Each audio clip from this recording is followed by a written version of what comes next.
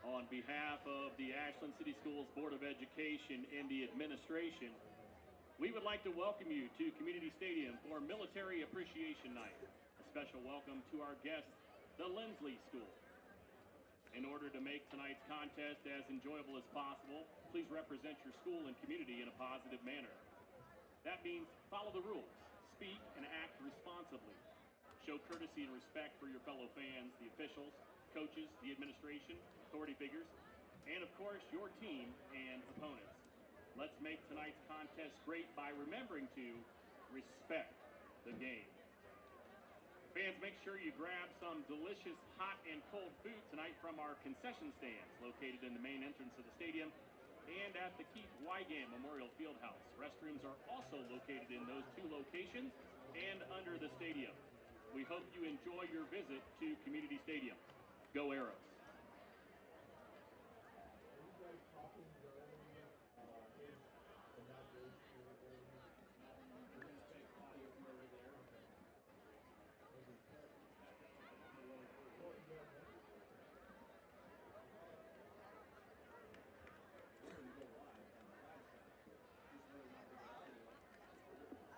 Test. Fans, at this time, please direct your attention to the 50-yard line as Ashland High School senior football player and wrestler Hayden DiPuccio will take his oath of enlistment. Joining Hayden will be Captain Ashley Houston, Specialist TJ Houston, Staff Sergeant Tyler Weaver, and two of Hayden's grandfathers, veterans Paul DiPuccio and Richard Steffen. Also joining Hayden tonight will be Aero Captains Michael Franz, Gavin Hoffman, Josh Ngani, Joey Eisenhart, Tyler Sauter, and Cooper Smith. Special guests tonight include our elected officials, Mayor Matt Miller, Melanie Miller, our state representative from the Ohio House District 67, Mark Romanchuk, our Ohio State Senator from the 22nd. Welcome into Community Stadium. We are here live for the Arrows home opener against Linsly. Brandon Wells, Chris Mowry, and Tony Van Dyne. Hayden DiPuccio Sr. about to be sworn in here on Military Appreciation Night to the U.S. Army. We'll join in here with the field mic and let you kind of check out what's happening down here on the field at Community Stadium. The ceremony for Hayden. Raise your right hand and repeat after me. I state your name. Do solemnly swear. Support and defend the Constitution of the United States and the state of Ohio against all enemies, foreign and domestic. That I will bear true faith and allegiance to them. And that I will obey the orders of the United States. And the Governor of Ohio. And the orders of the officers appointed over me.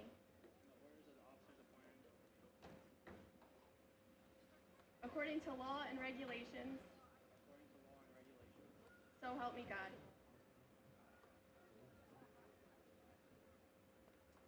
Congratulations.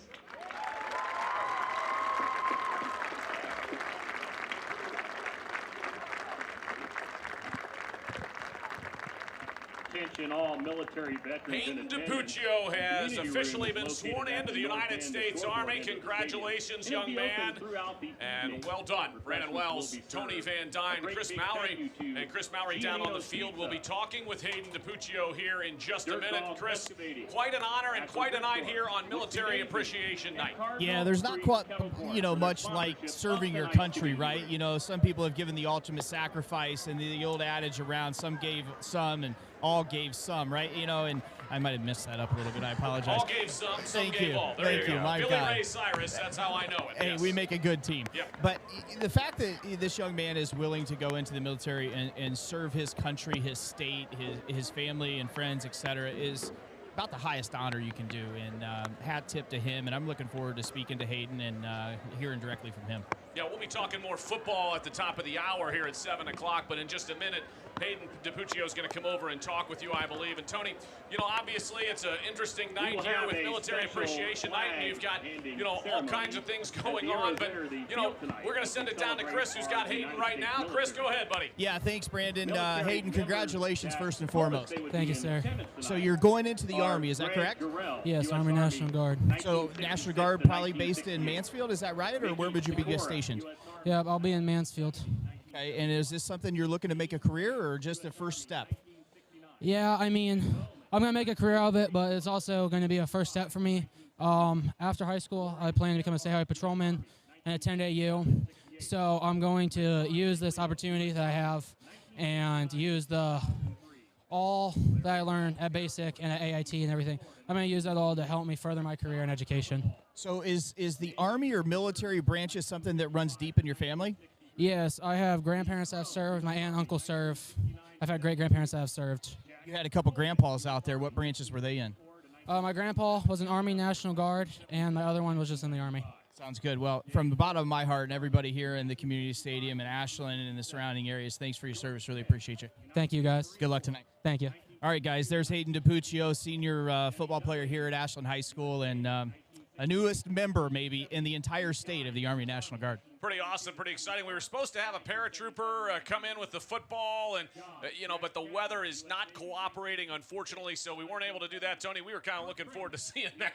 Yeah, there are a lot of moving pieces right now. The cadets from West Virginia, came in early to take on this football game. So an interstate battle, and National Guard Appreciation Day, wearing some camouflage jerseys, not in the usual white or orange or black. We're wearing some camo jerseys tonight. Yeah, it was interesting talking with a couple of the coaches and saying, a lot of these guys were wearing the camouflage jerseys throughout school today, and they kind of had a little extra swagger. Walking a little taller, yeah, just being proud, and it's fun. We've seen these throughout the years, but I think it's the first time Ashland's ever had them for a home game, at least. I believe so. So I got a little intel on the fact that these are camouflage jerseys. Yeah. There are 3 sets in the entire state of Ohio that the National Guard loans out to different schools. And if you want to wear those during your school's Military Appreciation Night, you tell them what day, right, what game, and every school that goes into that pool, they throw their name in a hopper, literally, and they pull 3 schools out. So Ashland High School, one of the lucky 3 this week. Well, we hope to be lucky tonight, starting around 7:30, but the real pregame show will start at 7 with the Simonson countdown to kickoff. Be back in just a couple minutes. Simonson Construction is proud to sponsor Arrows Athletics, the most trusted and efficient construction company in the region. With a long history of doing things the right way from concept to completion, Simonson Construction solves all your construction needs for commercial and public projects. A truly local company providing award-winning comprehensive design-build services since 1974. For more information, scan the QR code or go to simonsonconstruction.com. Come visit the South Street Grill in downtown Ashland, the official watch location every Friday night during the Arrows football season. You can catch all the action in the bar area on the big screens. Elevated casual dining in downtown Ashland, steaks, seafood, hand-patted burgers, vegetarian options, salads, and a huge kids menu. Something for everyone in a completely renovated, historic building. South Street Grill, your home for Arrows football. Dealerships where great prices meet an even better selection. We're driving home the best experience you've ever had. With Chevrolet, Ford, Chrysler, Dodge, Jeep, and Ram, find the ride that defines you. And our huge selection of high-quality used cars and trucks is why you should check Bill Harris first. 3 brands, 3 convenient locations, 1 unforgettable Bill Harris experience. Dive into great prices, explore a better selection, and enjoy the best buying experience with us today. Bill Harris Dealerships, the name you know and trust. BillHarrisDealerships.com.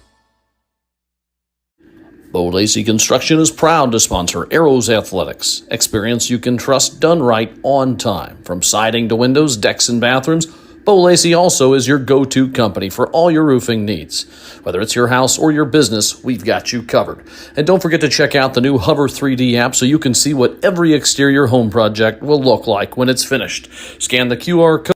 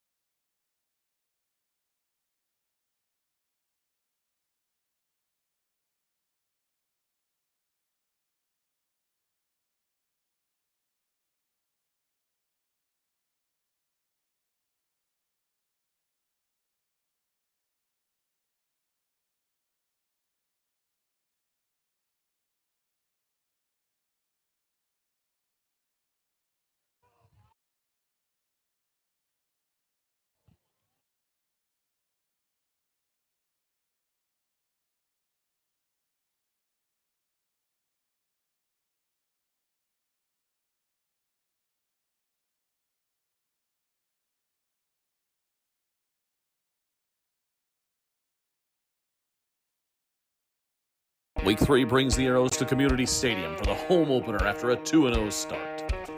Touchdown, Arrows! Linsly comes in from West Virginia, the first of 3 home games at Community Stadium after a 2-0 road start. 74 yards! Touchdown, Arrows! Yards, touchdown. Wow. Bates with a 10-yard touchdown. Pass wide open. Gabe Bates holds on to this one for some. First down and then some to the 40. With weapons on both sides of the ball, Ashland looks for a 3-0 start.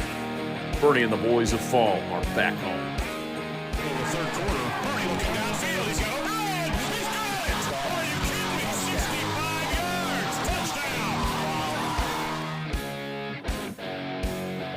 It's time for Arrows football on the Ashland Arrows Broadcasting Network.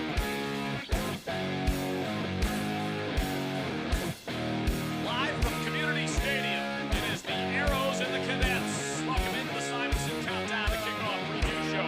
Brandon Wells, Tony Van Dyne, and in a moment we'll talk with our third member of the crew, Chris Mowry. It is a cloudy, rainy, kind of a crazy night here. Maybe some storms on the horizon, but what is not going poorly for the Arrows, they have been off to a great start, Tony. 2-0, both on the road, finally at home at Community Stadium. Yeah, finally got off to a hot start at Marion Harding last week, scoring on the second play from line of scrimmage. Gave up an early touchdown, but then returned with another touchdown. Killian O'Brien finally popping off, the young sophomore. 4 catches, 160 yards, and 3 touchdowns. They kind of cruised to a 53-29 win over the Presidents. Bernhard continued to play well, continues to put up no interceptions. A nice 5 passing touchdown game for Nathan Bernhard, another one rushing. Ashland just kind of cruised, and now inviting in Linsly, the Cadets from West Virginia, another battle with the Linsly Cadets just playing their second week 2 game for the Cadets. Chris, week 2, the big win against Marion Harding. Bernhard looked good. Franz with a great game again. Killian O'Brien, they just played fantastic last week. Killian O'Brien had the coming out party. He caught 4 balls, 161 and 3, and then he would have had his 4th with a pick 6, but unfortunately that one would clip in the backs and it would call it back. But nonetheless, the interception stood. But we've been waiting for KOB to have one of those games, and I think he had it last week. You know, there's something to say about young guys getting confidence, and that game last week gave KOB mass confidence, and I look for him to keep doing the same thing throughout the season. Well, let's take a look at the Simonson stats from week 2. Boy, I'll tell you what, the Arrows kind of racked up some yards. It was a lot. They put up a lot of points, Tony. 53 in week 2, 41 in week 1. So the Arrows really have been able to kind of put a lot of points out there. But defensively, you know, they've had their work cut out for them as well. Yeah, I'll talk offensively, and Chris can talk about the defense. You know, offensively, we've had to take 2 different defensive approaches. So Week 1 at River Valley, we saw a defense that really played back and kind of dared us to run, and we did that successfully, a very balanced attack. Nathan didn't have the passing yards that maybe we expected in a Week 1. And then Marion Harding, we knew they were going to come up. They were going to bring 5 and 6 guys on pressure. They were going to play man-to-man on the outside, and Nathan did what Nathan Bernhard does. 381 yards passing, put up another 102 with a Michael Franz nice touchdown run. But more impressively, the 3 for 3 on 4th down, getting conversions when they needed it. Only 2 of 8 for the Arrows on 3rd down conversions, but they didn't really need them. Again, cruising to 53 points. Chris, defensively, how'd the Arrows look last week? Well, you know, in the preseason show, we talked to defensive coordinator Ryan Stackhouse, and they practiced takeaway Tuesdays. Yeah. Well, through 2 weeks, it's takeaway 5 times. 4 interceptions, 1 fumble recovery, 10 sacks, and we are really playing aggressive up front. We're getting pressure with 3 guys, 3 down linemen, and then we're sending Gunnar Lacey, Tyler Sauter on blitzes and so on. And then we're doing a really good job when it's man-on-man on the outside, when we're sending pressure to still be able to cover those opposing wide receivers. So it's been a really good defense, and a defense we talked about a lot in the preseason. Would that carry over from last year into this year? Remember, last year was a record-setting defense here statistically for the Arrows, and I have to say through 2 weeks, now granted, there's been some points put on the board on the other guys, but that's by design, right? We want to get the ball, we want to score it, and Brian Stackhouse defense playing really well through 2 weeks. The Arrows with wins over River Valley and Marion Harding to start this season, and hoping to get a 3rd one here at home tonight. Thanks for joining us on the Simonson Countdown to kick off here on the Ashland Arrows Broadcast Network, brought to you by Sarver Paving. Back with more after this break here on the pregame show. Simonson Construction is proud to sponsor Arrows Athletics, the most trusted and efficient construction company in the region. With a long history of doing things the right way from concept to completion, Simonson Construction solves all your construction needs for commercial and public projects. A truly local company providing award-winning comprehensive design-build services since 1974. For more information, scan the QR code or go to simonsonconstruction.com. Come visit the South Street Grill in downtown Ashland, the official watch location every Friday night during the Arrows football season. You can catch all the action in the bar area on the big screens. Elevated casual dining in downtown Ashland, steaks, seafood, hand-patted burgers, vegetarian options, salads, and a huge kids menu. Something for everyone in a completely renovated, historic building. South Street Grill, your home for Arrows football.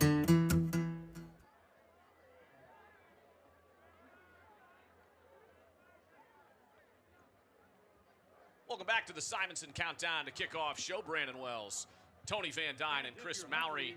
What a interesting night we're going to have for a ball game. The Arrows are hosting Linsly. It's the home opener. We're just thankful that, so far it looks like we might get this one underway on time. Linsly coming up here from Wheeling, West Virginia. But let's take a look at the Arrows, Tony. Through 2 weeks, man, they have been impressive on both sides of the ball. It has been a dominant performance last week.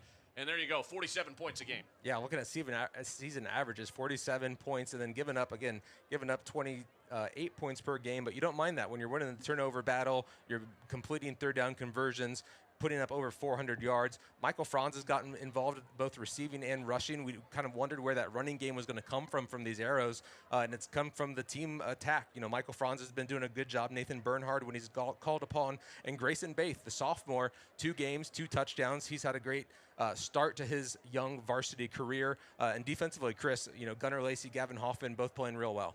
Well, Gunnar Lacey is saying he wants the all-time tackle record right here at Ashland High School. For his career.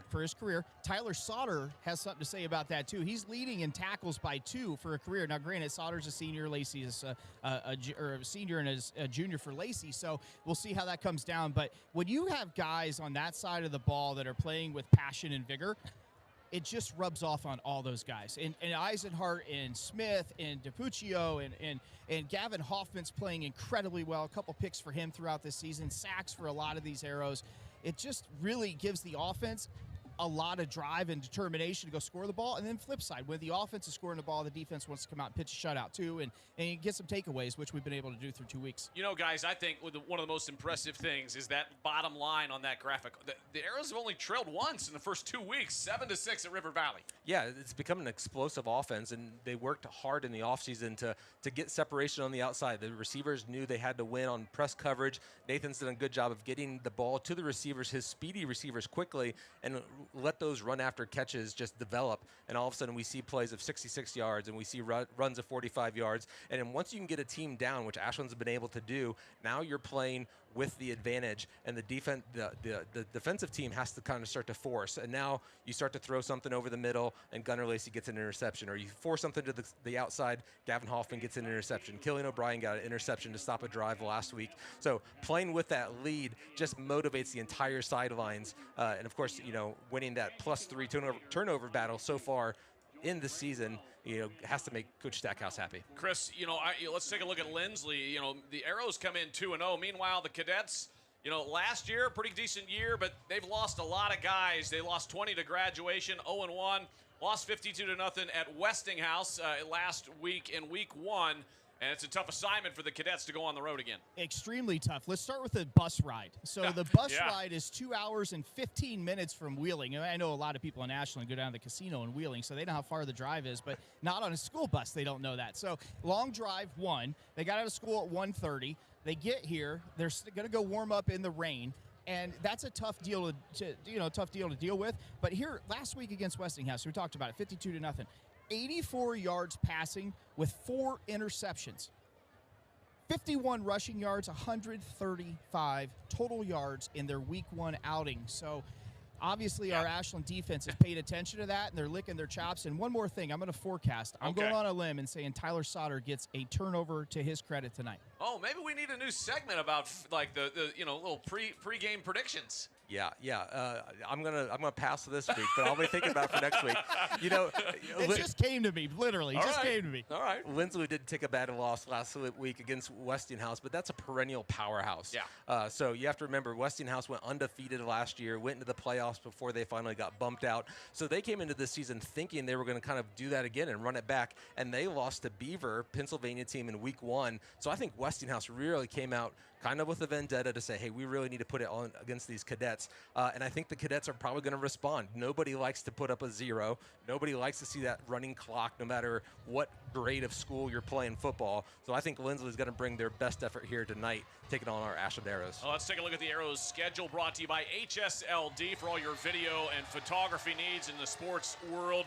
Our good friends at HSLD. Guys, Arrows off to a 2-0 start, but like I said, this is the first of 3 straight weeks at home. Linsly, New Philly, and Maple Heights. Yeah, the schedule gets kind of fun once you start to fill out some wins and some losses. When you look at, a New Philadelphia are going to play Worcester, so the first OCC competition for them.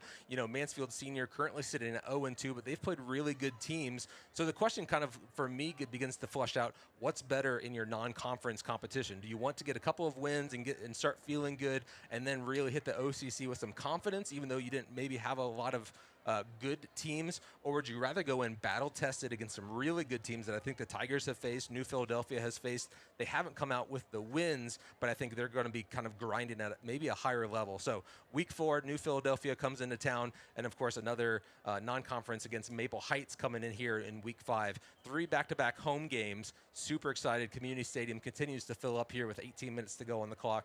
Chris, what are you looking forward to in our schedule? Well, here, when we had the preview show, I said there's 4 weeks that were kind of unknowns for me. The week 1 is right here, right, for game 1 against Linsly. Unknown team. Yeah, unknown team. You don't know. Right. Next week is New Philly. We didn't fare so well down there last year. The following week is Maple Heights, which they're going to match us in speed. That's my guess. I haven't seen them play. I haven't seen a lot of film, but they're going to be fast. And then week 10, the 4th game that I circled was Lexington. So not only do we have 3 of those 4 coming up, but they're back-to-back-to-back. The cool thing is, and the great thing for this Arrow squad, is they're all 3 upcoming here at home. Well, speaking of the OCC, let's take a look around the OCC. The schedule for tonight also brought to you by HSLD. Ohio Cardinal Conference football, guys. Obviously, this one's about to get underway here at 7:30. New Philly and Worcester, Lexington and Clear Fork. I know that's a non-conference game, but Lexington 0-2 looking for their first win. Aww. Ontario, guy. I know you're disappointed down there, Chris. Ontario 2-0, off to a great start. Madison's going to have a tough one there. Dover and West Holmes should be an interesting one. And then, boy, Mansfield Senior, who's off to an 0-2 start against 2 fantastic teams, gets to host Villa Angela St. Joe's, one of the best teams in the country. Yeah, coming in with a running back named Bo Jackson, already committed to Ohio State. Going to be a tough one at Mansfield Senior. But again, a lot of fun games here on the schedule because New Philly and Worcester going to be a fun competition. Lexington playing better than their 0-2 record indicates, I believe, going up also against a winless Clear Fork. So Ontario, again, a D1 recruit heading down to Ohio State. Yeah, Bodpin Miller, yep. Going to play wide receiver for the Buckeyes more than likely, but a quarterback going to have a chance to probably go 3-0 as they take on Madison. So week 3 for me is when things actually start to get clear. After tonight, we see some scores. You start to cross-reference some competition. These Linsly cadets also going to play some teams that we get to match up against. They're going to play New Philly. They're going to play Dover. So we'll get a little bit more of a feel, I think, and we'll have a whole lot more better confidence talking about OCC in the weeks to come, weeks 4 and on. Let's take a look at the law offices of Andrew Bush starting lineups. First, the offense for the Arrows. Nathan Bernhardt at quarterback, Sauter, Baith, Crudy, Franz, and O'Brien in the 5 wide, and then that fantastic offensive line, Eisenhart, LaRue, Briggs, Smith, and Chambers, and that is your offense. We'll take a look at the defense right now, also brought to you by Andrew Bush. Fudges in the nose tackle, Cooper, Smith, and Eisenhart have done a fantastic job. Holt, Lacey, and Hoffman, boy, those guys have been outrageously good, Tony. Yeah, and then you rotate some guys in, right? Liam Gertel playing extremely well. You got Blau playing extremely well at the nose guard. Not just giving guys rest and repetition, but guys that are actually able to hold those position downs, and all of a sudden Sauter gets a break, Aber gets a break, Lacey doesn't have to play every snap. So defense playing well, offense I expect to continue to put up a lot of points here tonight against the Linsly Cadets. We'll take a break and be back with our Whitcomb and Hess guest. The team at Whitcomb and Hess have all of your needs covered. Plan, grow, thrive. Financial advisors and CPAs will help you grow your business and investments. And now it's time for the Whitcomb and Hess pregame show guest.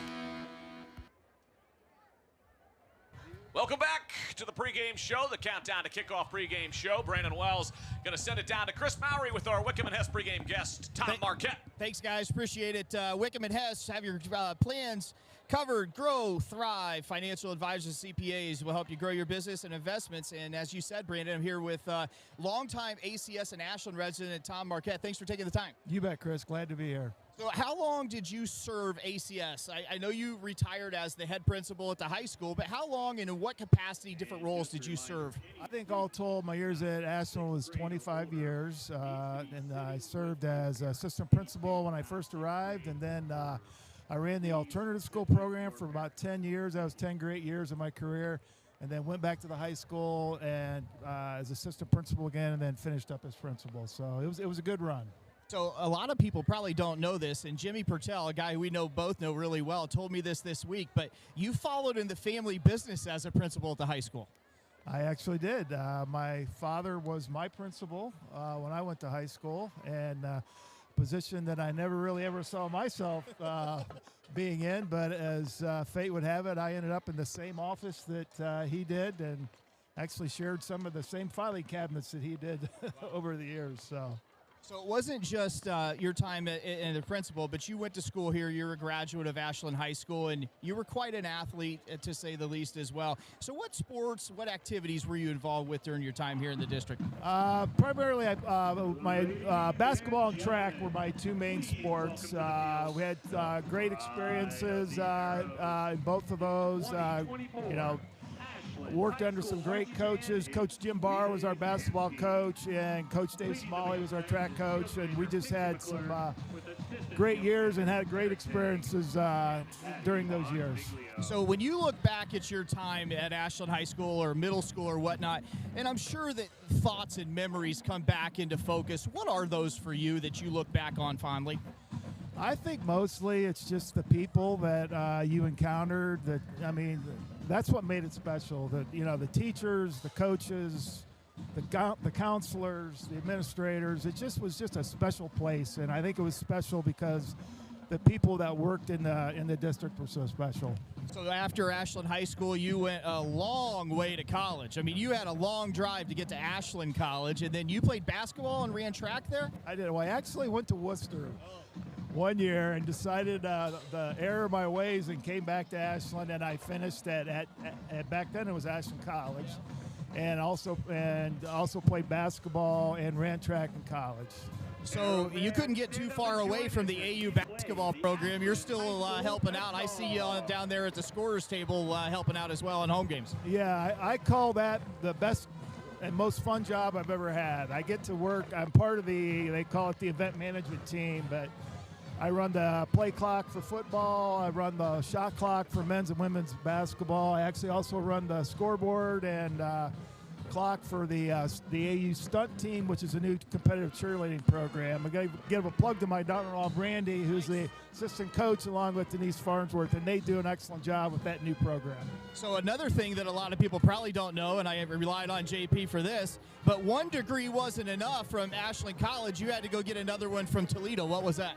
Well, that was back in my years where, Rolling Stone gathers no moss. I tried a lot of different things, and one of the things I tried was law school, and I did that. I just did that for a year, but actually came back and got into the business world for a few years, and then decided I missed my calling, and then went back to school again and got my teaching credentials, and that the rest there is, I guess, would be history. So you coached as well in the district. What sports did you coach? I did a little coaching early in my early years, basketball, track, cross country. Then Northwestern was my first teaching job, and I coached football with Dan Fuller and Harley Eichhorn at Northwestern back in the late '80s. So that's where I got my start in education and coaching. So obviously, hey guys, we're gonna have to break real quick for the national anthem. Hold on, guys. Anthem.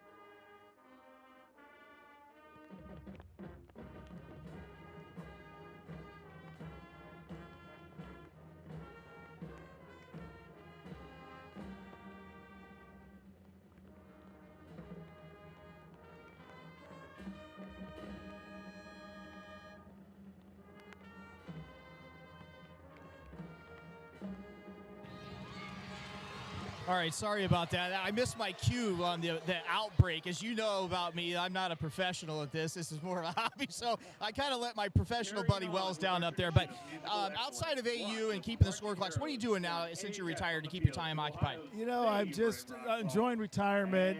I feel like I'm in a time warp. It's been like 9 years since I retired. The time just flies by. So doing a lot of fun stuff, traveling with friends and family, and the work at AU. Again, it's not work. It's such a joy to be up there and be a part of the activities that go on up there. So appreciate the time. Appreciate you joining me. You bet. Thank you. Back to you guys. Thank you, Chris. Thank you, Tom Marquette, one of my daughter's favorite coaches, and he was one of her golf coaches, and really enjoyed having Coach Marquette, and always glad to have him. Just an incredible man, and another proof of wonderful human beings who invested in Ashland High School, invested in the university, and make this community as great as it is. Thanks for being with us, Tom. We'll be right back with the Simonson player profile after this break. Simonson Construction is proud to sponsor Arrows Athletics, the most trusted and efficient construction company in the region. With a long history of doing things the right way from concept to completion, Simonson Construction solves all your construction needs for commercial and public projects. A truly local company providing award-winning comprehensive design-build services since 1974. For more information, scan the QR code or go to simonsonconstruction.com. Come visit the South Street Grill in downtown Ashland, the official watch location every Friday night during the Arrows football season. You can catch all the action in the bar area on the big screens. Elevated casual dining in downtown Ashland, steaks, seafood, hand-patted burgers, vegetarian options, salads, and a huge kids menu. Something for everyone in a completely renovated, historic building. South Street Grill, your home for Arrows football. Welcome back to Community Stadium. The Arrows and the Cadets of Linsly getting ready to square off here in just a couple minutes. Kickoff at 7:30. You're watching the countdown to kickoff, brought to you by Simonson on the Ashland Arrows Broadcast Network, presented by Sarver Paving. We are so glad to be bringing you Arrows football all season long. Let's take a look at our Simonson player profile. Killian O'Brien and Tony, boy, Killian off to a great start, but you look at some of his things, it's just good to get to know guys a little bit. Yeah, snuck into the varsity level last year, playing a little bit of cornerback, but really seeing the field a lot, both as a receiver and as a defender.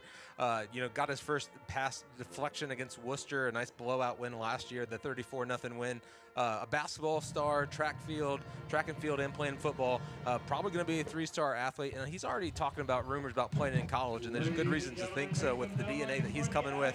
Like most of these guys, college football 25, playing on the PlayStation, playing a lot of Madden, looking up to his dad, who's also an assistant coach on the field. Styles O'Brien played some professional football, yep. And Miss Nelson getting a little shout out. Favorite teacher, how about that? Yeah, I don't like his favorite professional team, but I'll give him a pass. I didn't talk about it. His family is from that area, and Styles was talking about that a little bit, so we'll give him a pass on that. But that's your Simonson player profile. Guys, let's take a look at our keys to the game. The Sid Suds keys to the game, superheated power washing, brought to you by our good friends at Sid Suds. I'll start with you, Tony. What are your keys tonight for the Arrows? Yeah, I think they just need to continue to get out and get a hot start. Put some points on the board, get these Linsly Cadets down early, and let the defense play with the lead. How about you down there, Chris? Your keys to the game? Yeah, for the Arrows, for me, a couple things. You got to be yourself, right? It's raining, it's windy, but you got to be yourself. Until something proves that you're not able to do that, be yourself. We're going to run 5 wide. We're going to hand it off in motion. We know all those things. Don't look past today, right? 52-0 against Westinghouse. That was last week. That's not this week. That's not tonight. That's not in 2 minutes when we kick this thing off. So our guys have got to be focused on today and right now at the point in hand. All right, guys, that's your Sid Suds keys to the game. Now we would need to take a look at any injury report that we might have down there.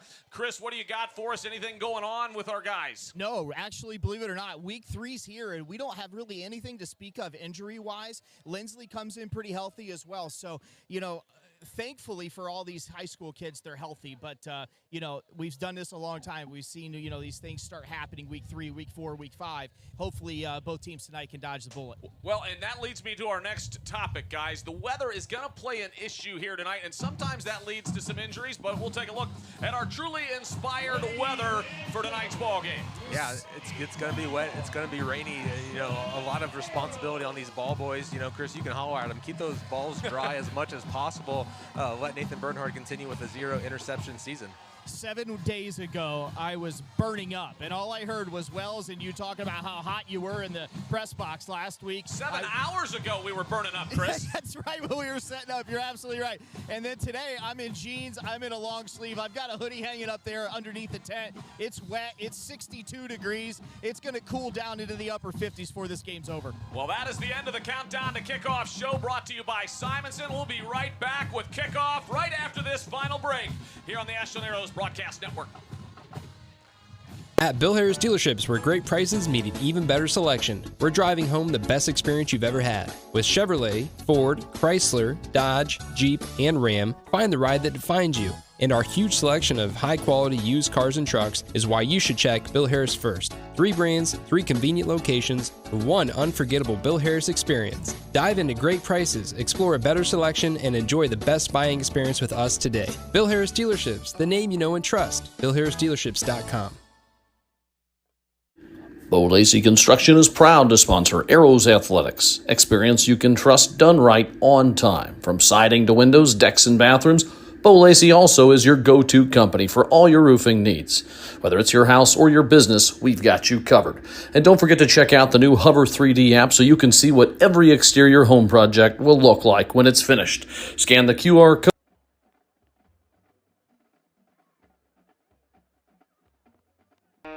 Week 3 brings the Arrows to Community Stadium for the home opener after a 2-0 start.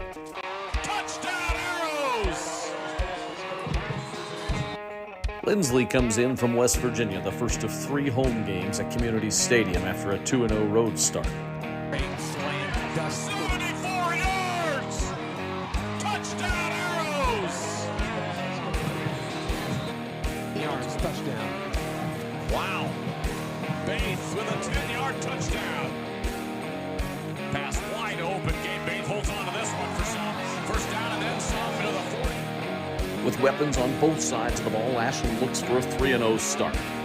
Bernie and the boys of Fall are back home. The third quarter. Bernie looking downfield. He's going to run. He's got it. Are you kidding me? 65 yards. Touchdown. It's time for Arrows football on the Ashland Arrows Broadcasting Network.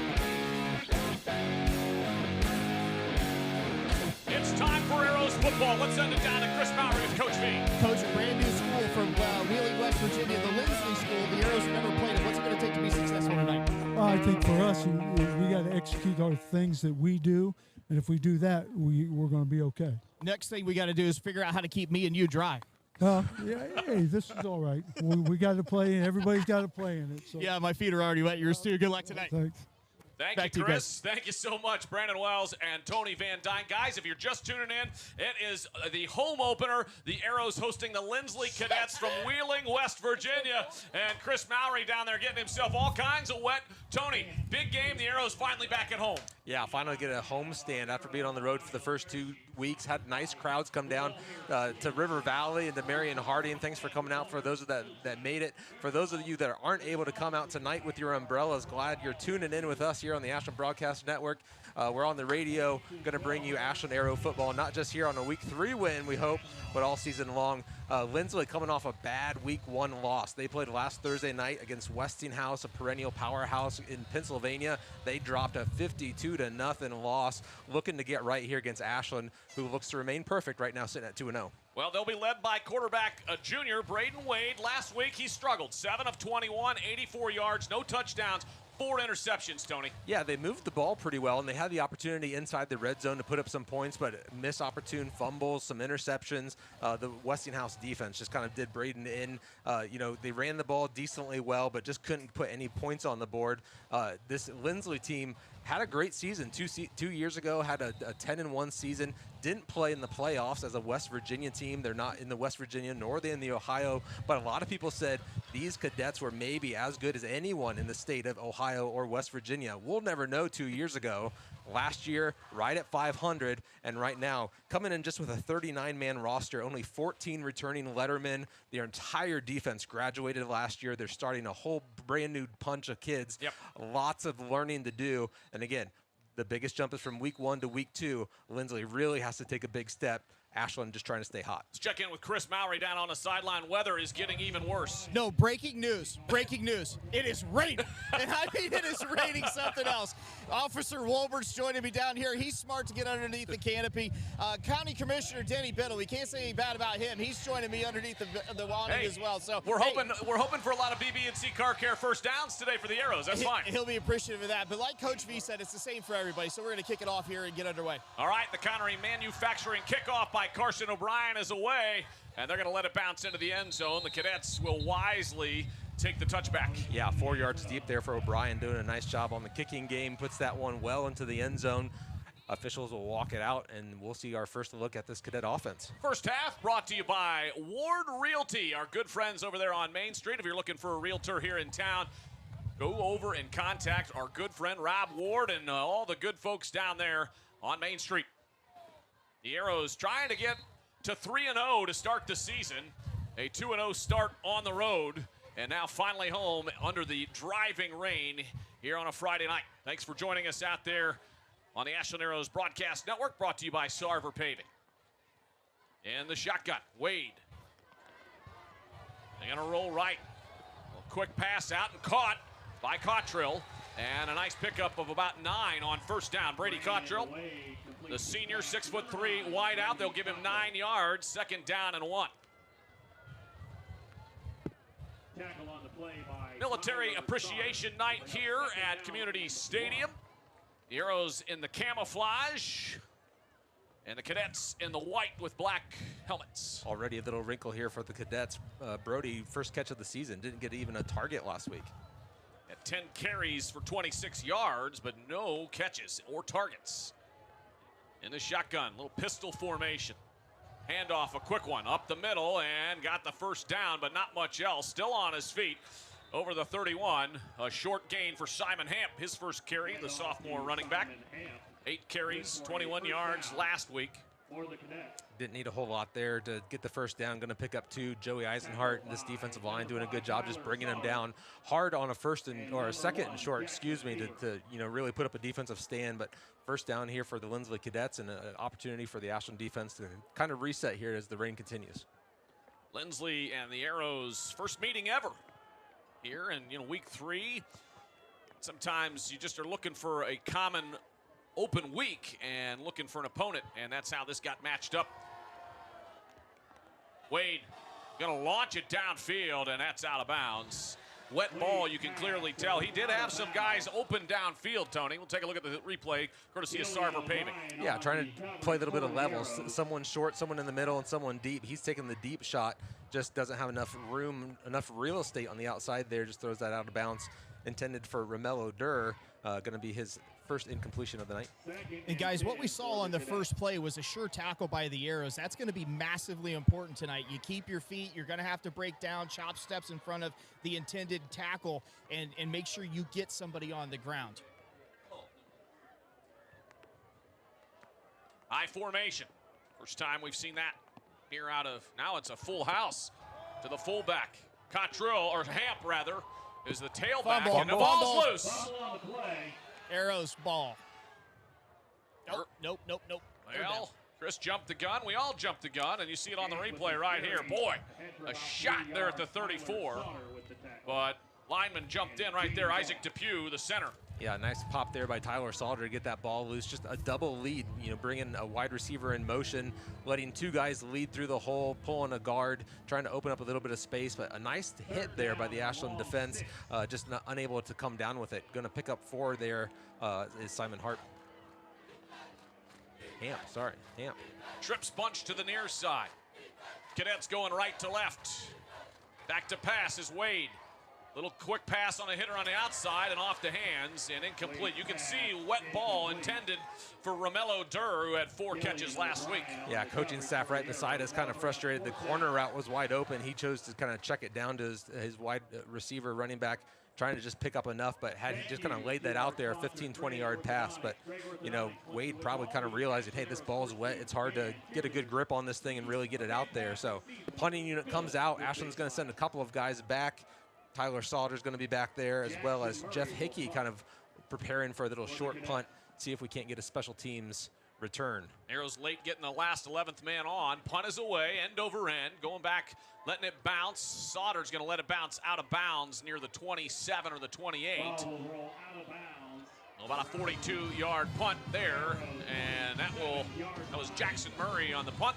Arrows will get their first offensive possession, led by quarterback Nathan Bernhardt. Bernie has been off to a great start, Tony.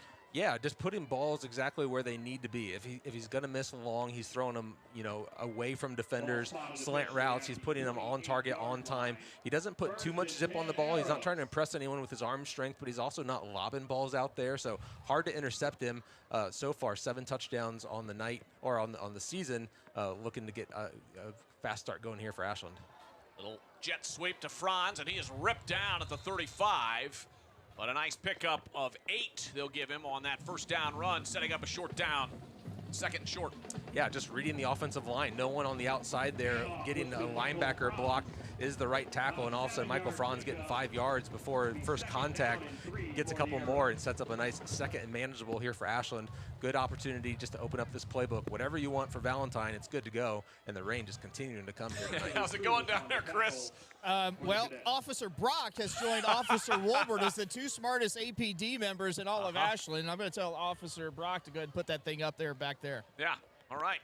Yeah, you can put it up there. In a shotgun, handoff up the middle. I think that's Franz again. He's still on his feet and rumbles forward. Franz showing off the strength, gets into cadet territory. What a run. Yeah, again, just finding lots of room. Good job by that offensive line. Bounces off of the middle linebacker. Then all of a sudden it's one-on-one with the safety who just takes a shoulder. Not an opportunity to bring down the speedster. And Michael Franz shows a little first down as he crosses the mid-line of this field for the BB&C first down. Guys, I'm going to have Officer Brock here real quick once he puts all this gear on. What are you doing? I am staying dry, trying to. How's that working out? Not very well. Back to you guys. Breaking news. And ripped down at the line of scrimmage. Nice play there right at the line. And not much there. Patrick Christ on the tackle for the Cadets. Yeah, Cadets finally just bringing some extra run support. Bringing down, you know, the big 6'3", 215-pound defensive lineman, just kind of throwing Michael Franz down. But why not go back to the well? I don't mind that for the, you know, this Ashland offense. It's worked twice. You've got a first down. Why not just continue to run the ball, especially as the rain continues to fall? Guys, do you remember Lexington last year when I was caught out in the monsoon? I do. And it's worse today. Well, and it's hard to tell on the wide shot that you guys see at home how hard it is raining. It is really coming down. Bernie in a shotgun. Man in motion. Play action, looking downfield. Got a man off the hands. And had him. But you know what? That was, I think, Gabe Baith. And tough catch right there, but a good throw. Not much you can do right there. Yeah, just a 3-man front and some extra pressure coming. The guy who was supposed to be guarding Gabe Baith comes on the blitz, and Nathan does a good job recognizing that, and all of a sudden targets him kind of on a little seam route, not a streak route, not going full speed, but had a nice ball, good opportunity to bring it down. Going to be now 3rd and long, 3rd and 10 here for Ashland. And guys, Gabe Baith, 17 receptions through 2 weeks. Taven Mayo on the coverage right there as the rain continues to pour. Back to pass, Bernie on 3rd down and long. Over the middle, he's got a man. It's almost picked off, but off the hands. And I think that might have been Killian O'Brien. Nope. Yeah. Yep, it's hard to tell with these numbers. You see it on the replay. It's a wet ball, guys. Going to be tough to throw the ball all night. Yeah, plenty of time there for Bernhard. Plenty of time to sit back there. A nice in route, deep in route. Had the yardage for KOB to get that first down, but you could even see him kind of slow down, really watch that ball into his hands, and it still just slides right in between those wet gloves, hits off his face mask. A cadet had an opportunity to bring it down. Luckily for Nathan, no interception. So going to bring out the punting unit, give this thing back to the Cadets. Crudy, high spiraling punt. Jackson Murray back to get it, and he's going to let it bounce, and it goes all the way into the Arrows end zone. Boy, Crudy got a hold of that one, but the Arrows coverage couldn't quite get down there. So second possession coming for the Cadets. No score. We might have a low-scoring affair if the weather holds up like this, guys. 7.5 minutes to go in the first quarter, no score, and not a whole lot of offense thus far. Yeah, just a little bit of feeling each other out, trying to figure out what's the defense going to do.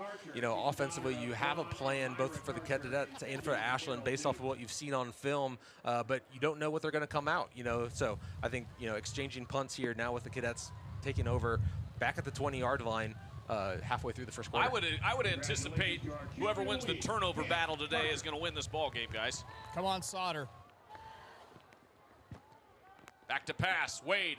He's got a man out on the outside. He got some room, cuts it back inside, 35-40, and a big pickup right there. Take a look at it on the Sarver replay on that pitch and catch. They just continue to flood, this time to the boundary side, flooding receivers. Nice catch there by Jackson Murray. Just a little 6 or 7 yard catch, and then a little olay of a would-be tackler before he gets drugged down right at the 40-yard line. Pickup of 20, first down here for the Cadets. So Braden Wade with a nice throw out there, and now on the far hash. First down and 10, 7 minutes and change to go in the first quarter. Good job there by Jackson Aber coming back and just getting that shoelace tackle. Wade in the shotgun, man in motion. Handoff up the middle. They got some room. Nice job there by that offensive line, just driving forward, and Simon Hamp gets himself out to the 49, a 9-yard pickup, second down and 1. Nothing very special about that, just playing some power football, or the Cadets run right up the middle and just keep your legs driving, kind of dragging a quiver of arrows before he finally gets tripped up and someone gets down to a 62. Yeah, the Brock Cutie. He's big. Big kid. 6'5", 275 senior. Wade back to pass. He's going to launch it downfield, just throws it up. Oh, this is up for grabs, guys. Got it! Oh, in and out of the hands. Take a look at the replay. Sarver paving replay. Wade just kind of launched this one up. He was looking for Jackson Murray. I'm not sure what he saw there. I think he just kind of wanted to give a 50-50 ball to Jackson Murray, see if he can't go up and get that. But good defense. No one got burnt. I think that's going to be Killian O'Brien. No, it's going to be Ngani. Good coverage. Probably had an opportunity to bring in the interception. But again, wet ball. Ball's kind of hanging up there for a long time. Incomplete pass. Now 3rd and short. Probably good opportunity there for the Cadets to take the shot after a pickup of 9 on the run. Still 3rd, very manageable. Just 3rd and inches. 3rd down and 1. And we've got a false start, I think. A whistle and a false start, so that's going to push the Cadets back 5 yards. Preliminary indication, illegal motion on the Cadets. Good pressure there by Ashland, just showing blitz, showing that fast movement, a shift on the defensive line, getting a Cadet to jump. First penalty of the game, going to move it back and make this 3rd down much more difficult. For Linsly. 3rd down and 6. Wade in the shotgun.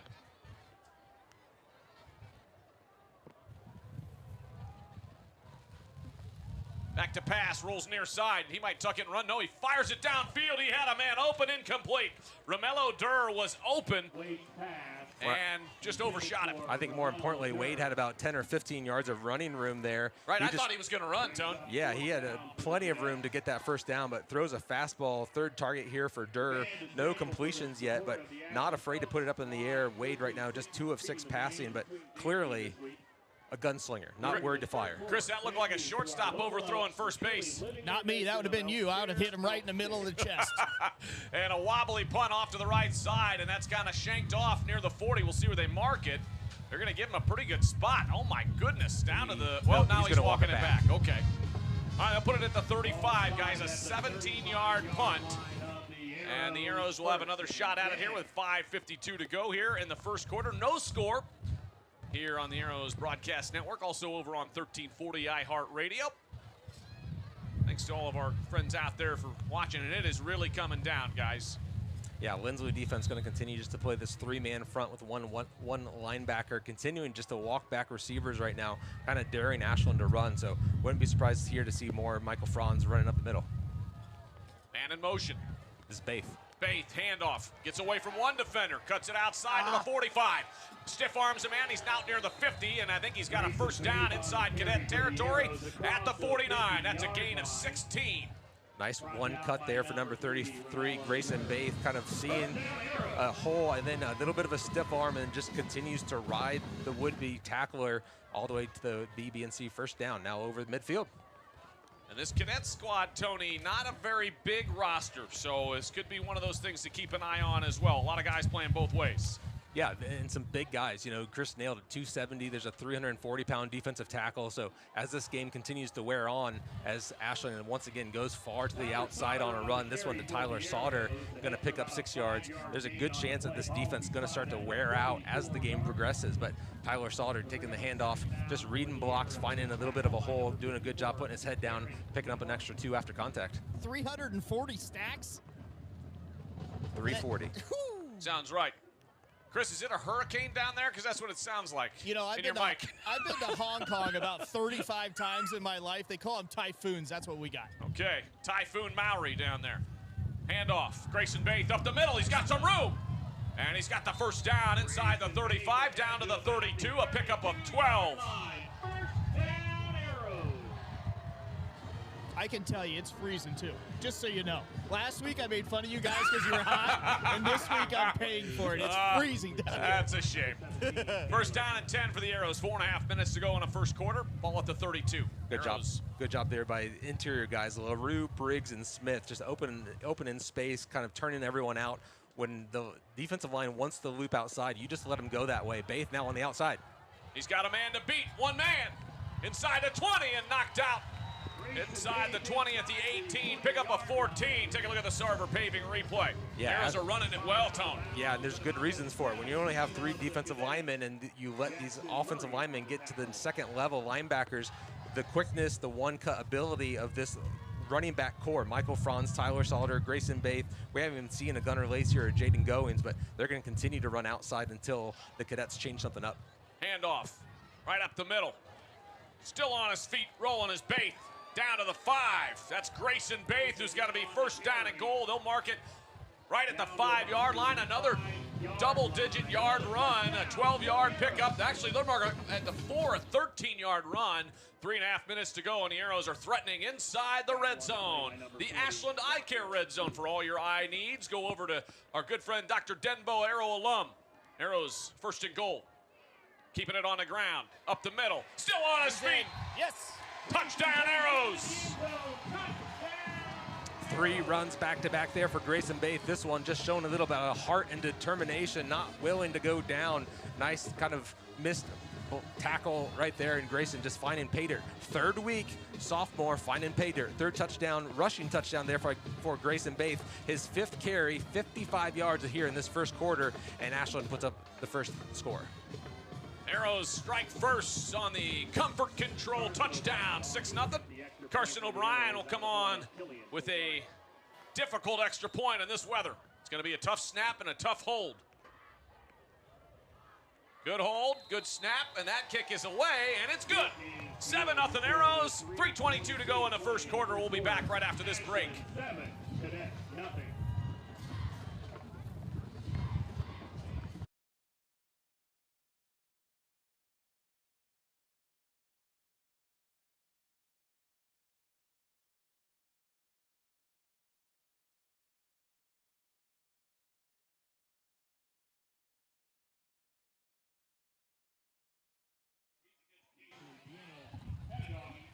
Welcome back to Community Stadium. Arrows up 7-0. Brandon Wells, Tony Van Dyne, Chris Mowry. What'd you see there, Tone? How about 6 rushes, all rushing for that drive for the touchdown, you know, in a wet, rainy condition. If you don't have to put it through the air, why not? Just continue to run the ball.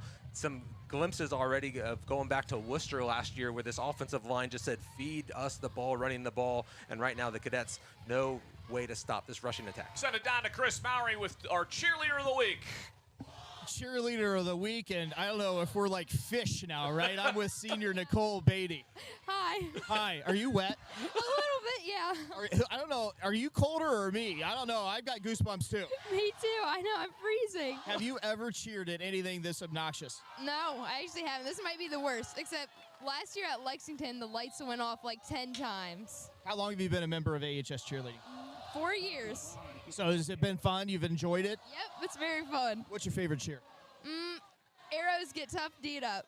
Well, right now the Arrows are going to have to get tough and tee it up. Uh-oh! Ball loose! Ah!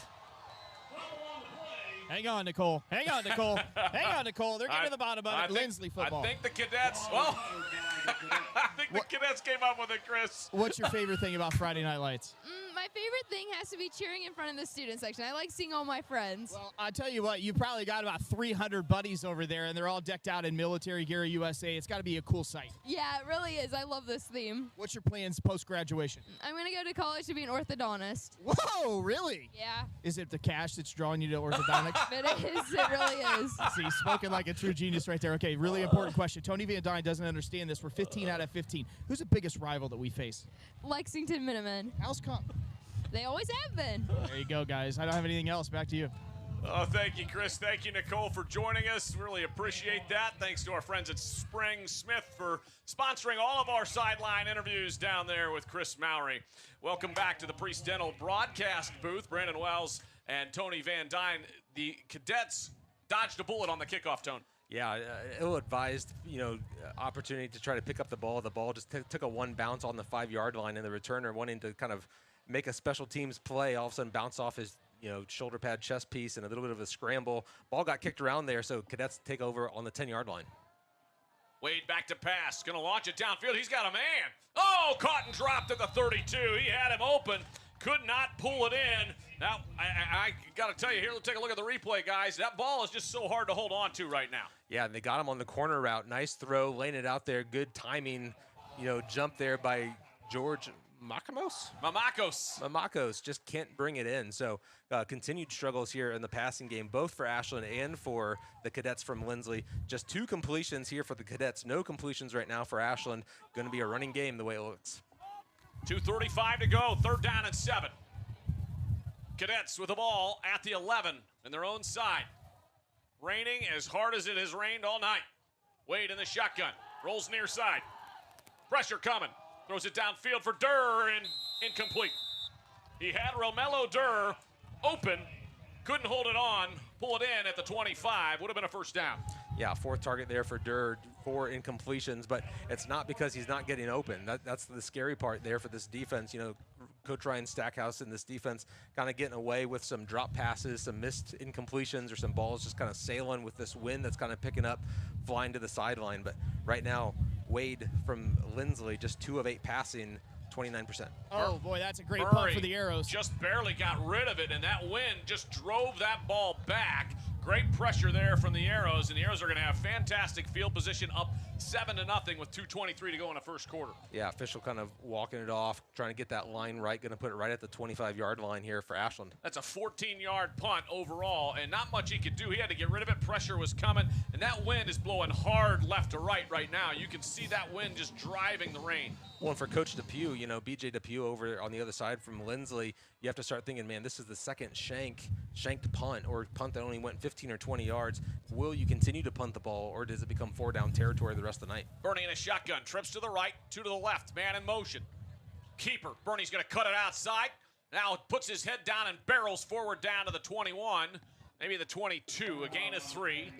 And I think you're going to see both these guys just continue to run the ball, Tony. Yeah, I don't think Nathan kind of got that snap cleanly, kind of slid in his hands a little bit and just kind of bailed on the read option intended play there. But good job getting what you can getting 3 yards. Nathan, 5 points of contact, getting both arms wrapped around that ball, sticking it into your stomach, making sure that thing doesn't sneak out.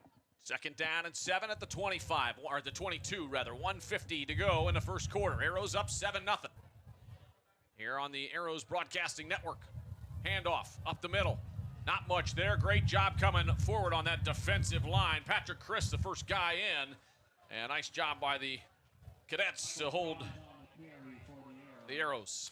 Yeah, loss of 1 there for Michael Franz. Just going back to the wheelhouse one more time. And finally, the Cadets defense starting to figure this out a little bit, saying, hey, we just have to really clamp down, bring down pressure. Everyone rally to the football, especially in the middle. But wouldn't be surprised to see Coach Valentine continue to go back to that running game. 3rd and 8. Bernie rolls near side, looking downfield. He's got a man caught at the 6. Gabe Bates still on his feet. He going, he's in. Touchdown, Arrows! 23-yard catch there for Gabe Baith. Nice job rolling out Nathan Bernhard, letting him continue to develop, finding the little hole in the zone, bouncing again off would-be tacklers. Cadets having a hard time tackling here tonight and would not be denied. Grayson Baith scores the first one. Gabe Baith scores the second. 2 touchdowns with Carson O'Brien coming in for an extra point. 57 seconds remain here in the first quarter at Community Stadium. Arrows bathing in touchdowns here in the first quarter. Extra point up, and it's good. Great job by the holder, and it is 14-0 with a minute to go in the first quarter. We'll take a break and be right back after this here on the Arrows Broadcast Network. Simonson Construction is proud to sponsor Arrows Athletics, the most trusted and efficient construction company in the region. With a long history of doing things the right way from concept to completion, Simonson Construction solves all your construction needs for commercial and public projects. A truly local company providing award-winning comprehensive design-build services since 1974. For more information, scan the QR code or go to simonsonconstruction.com. Come visit the South Street Grill in downtown Ashland, the official watch location every Friday night during the Arrows football season. You can catch all the action in the bar area on the big screens. Elevated casual dining in downtown Ashland, steaks, seafood, hand-patted burgers, vegetarian options, salads, and a huge kids menu. Something for everyone in a completely renovated, historic building. South Street Grill, your home for Arrows football. Under a minute to go in a first quarter. Ashland 14, Linsly 0. Here in the Community Stadium. In the driving rain, it's let up just a little bit, hasn't it, Chris? No, it hasn't. I've actually got a few duties tonight, holding the tent down so it doesn't blow away is one of them. That's why we have the sandbags filled by my son, Elvis Wells. Yep. And Carson O'Brien about to kick it off on the Connery Manufacturing kickoff, and the ball blows right off of the tee. I wouldn't know why it'd blow off the tee in today's weather. Officials usually let them re-tee it, and if it blows off again, they'll ask for a holder, and then there it goes. I mean, you know, when you look at weather at AccuWeather, it says it's only 15 to 20 mile an hour gusts. You know, I'd say in the booth it's probably 3 to 5 with the air conditioning on up here. 57 seconds to go. Arrows. You know what's ironic is if you 14 to nothing. Sorry, Brandon. If you look in the goalpost, the flags really aren't moving that much, but I'm telling you, it is blowing. But then you look at Old Glory here down by the Keith, and it's whipping. Keith Wygant Memorial Fieldhouse, a fantastic facility over here to our right. A big thanks to Garth Boyd for running all the cameras and getting us all squared away, and Brandon Gunder. Fantastic crew here. Short kick, grabbed by the Cadets at the 3. To the 10, 15, 20, and right there, Romello Durr brought down past the 20 with 51 seconds to go. Romello Durr, a decent return. No market at the 24. Yeah, Durr clearly their athlete for the Cadets, trying to get him the ball any way possible. I think he was the guilty party last time of the muffed kick return, but this time a little more sure-handed, watching it all the way into his hands. Picks up what he can get, and the Cadets come out to the 24-yard line, currently trailing by 14 with 50 clicks left on the first quarter. First down and 10 for the Cadets, trying to get something rolling. Arrows football broadcast brought to you by Headstrom Entertainment, bringing you unplugged fun for more than 100 years. And a whistle before the snap, and we've got a timeout called by Linsly. We'll keep it here. You know, Linsly, you guys talked about it, traveled a long way to get up here, and now you show up. It's a driving rainstorm. You're playing a 2-0 team on Military Appreciation Night. It's kind of a tough assignment for these Cadets. Yeah, but, you know, they travel for most of their games. You know, they're coming to Ohio, I think, 3 times. They're going up to Pennsylvania twice. Sitting just over the Ohio River up in Wheeling, you know, they're almost more of an Ohio school than they are a West Virginia school, and they're almost more a Pennsylvania school than they are a West Virginia school. And, of course, you know, Linsly is a boarding school, so there are some people who just stay on campus year-round and some people that come in and out. So they opened up at Yeah, that's my fault. I messed that up. Yeah, Westinghouse. Westinghouse, thank you. Yeah, it's my fault. And then some familiar names: New Philadelphia, Steubenville down in Ohio, of course Dover, Huntington. Week 10, that is their last week. They won't be playing in the playoffs. They've chosen as a school not to participate, not just in football but any sport. So they play a 10-week season, and then they're done. Well, and guys, my first job out of college was teaching at a boarding school up in Austinburg in the Ashtabula area, a similar school to Linsly at Grand River Academy. And from year to year, I coached basketball there. I helped with baseball. But from year to year, you never knew who was coming back. And so it was hard to keep that continuity. So it is a challenge for Coach DePue and these cadets. You just can't get away from anything named Academy, can you? There it is. And what's going on down there? I'm not sure if there's a clock issue or if they saw lightning or what are we talking about here? We're trying to get the clock set up there in Arrow sideline, talking up there to our press box, trying to get the clock set correctly. 47 seconds is what we see right now here at Community Stadium. And, Arrows after today will be home for 2 more weeks. It's a 3-game homestand, if you will. Sounds like a baseball series, but they have 2 timeouts. Tell them to fix the board. Never mind. I'm not telling anybody to fix anything over there. That's not my job. Yeah. I just got yelled at by like 3 guys. Hey, 2 timeouts. Tell them. Not my job. All right, here we go. First down and 10 at the 24. 47 seconds. Still in the first quarter here at Community Stadium. Arrows home opener after starting on the road 2-0. New running back in there for the Cadets. Handoff coming out to the near side. Not much there. Great tackle by Liam Gertel. Bringing the thunder. Penalty flag also, but this one going to go for no yards. Aiden Brooks now back there as a running back, trying to get a tackle, getting pulled, and someone else coming in motion, but Liam Gertel continuing to play extremely well on that defensive end side. Had a couple of tackles for loss and a sack in the first couple of weeks. Good job there by Liam, setting the edge and then attacking from the outside leverage. Tell you what, guys, we got the 2 deep, but the Cadets just keep playing everybody. You're seeing everybody on this roster tonight, and that's not a surprise with a smaller roster. Try to keep guys fresh. Yeah, only 39 guys traveling with the team, 7 of them freshmen. Again, they graduated such a big senior class last year, 20 seniors. Just coming in this year with 13 seniors, 7 juniors, so a handful of sophomores, 12 sophomores, and we'll even see some of those freshmen get sprinkled in here because depth is definitely a problem here for this Region 7, no, not Region 7, Division 7 school. Yep. Wade pitch to Brooks, right side. Cuts through the line of scrimmage, got some room out to the 29. And he's knocked down right there. Pick up a 5, and that might be the last play of the first quarter as the Arrows and Cadets slide their way into the second quarter. End of the first quarter.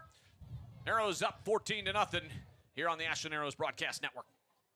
Simonson Construction is proud to sponsor Arrows Athletics, the most trusted and efficient construction company in the region. With a long history of doing things the right way from concept to completion, Simonson Construction solves all your construction needs for commercial and public projects. A truly local company providing award-winning comprehensive design-build services since 1974.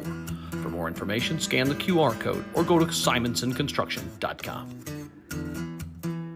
Come visit the South Street Grill in downtown Ashland, the official watch location every Friday night during the Arrows football season. You can catch all the action in the bar area on the big screens. Elevated casual dining in downtown Ashland, steaks, seafood, hand-patted burgers, vegetarian options, salads, and a huge kids menu. Something for everyone in a completely renovated, historic building. South Street Grill, your home for Arrows football. Start of the second quarter, Arrows on top 14-0. And according to Big Daddy Dave Swartz, I don't think the heavy stuff's going to come down for some time, Chris. What's that mean? Well, technically it's a reference to Caddyshack, but it's but technically... I got like 10 minutes of this light mist. It is still raining like crazy. Brandon Wells, Tony Van Dyne, and Chris Mowry bringing you the action here on the Arrows Broadcast Network, presented by Sarver Paving. Really cool deal there, guys. I don't know if you heard it, but home crowd getting a look at the ACS staff and teachers who have served in the armed forces. Wade in the shotgun, rolling left. He's got a man out there, caught at the 33, 35, 40, and still on his feet out near midfield, 50, and into Arrows territory, knocked down near the 45. A nice pitch and catch right there, all the way out to Luca Trolos. just getting him into the outside, kind of sliding out an extra wide receiver. And right now, Ashland having a hard time picking up that third man coming out on the outside. Goes for 23 yards and turns a 3rd down and 4 into a 1st down. Cadets' first time over midfield for this game as we start the second quarter. Wade's pass was complete to Trulis out to the 46-yard line of the Arrows. 1st down and 10 at the 46. Cadets with a big play, trying to get back in the ball game. Wade rolls near side, looking downfield, pressure coming. Lacey, everybody's got him.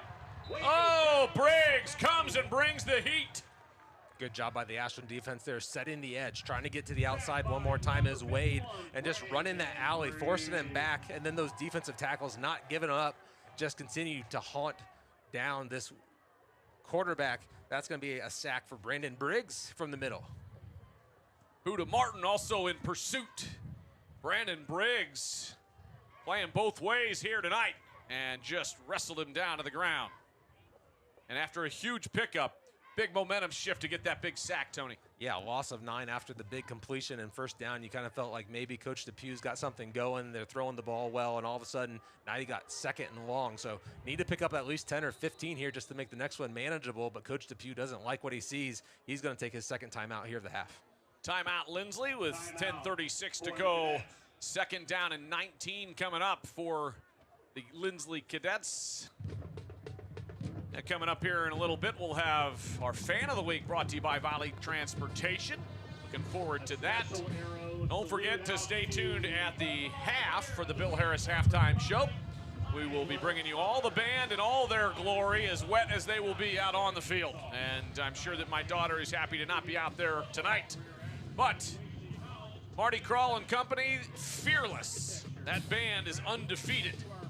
They've sounded great the last 2 weeks on the road, so I can only imagine that he's probably put an extra song or two in for the home crowd, get a little bit of an extra piece. I don't see a Linsly band, so they may just get an opportunity just to take the whole halftime.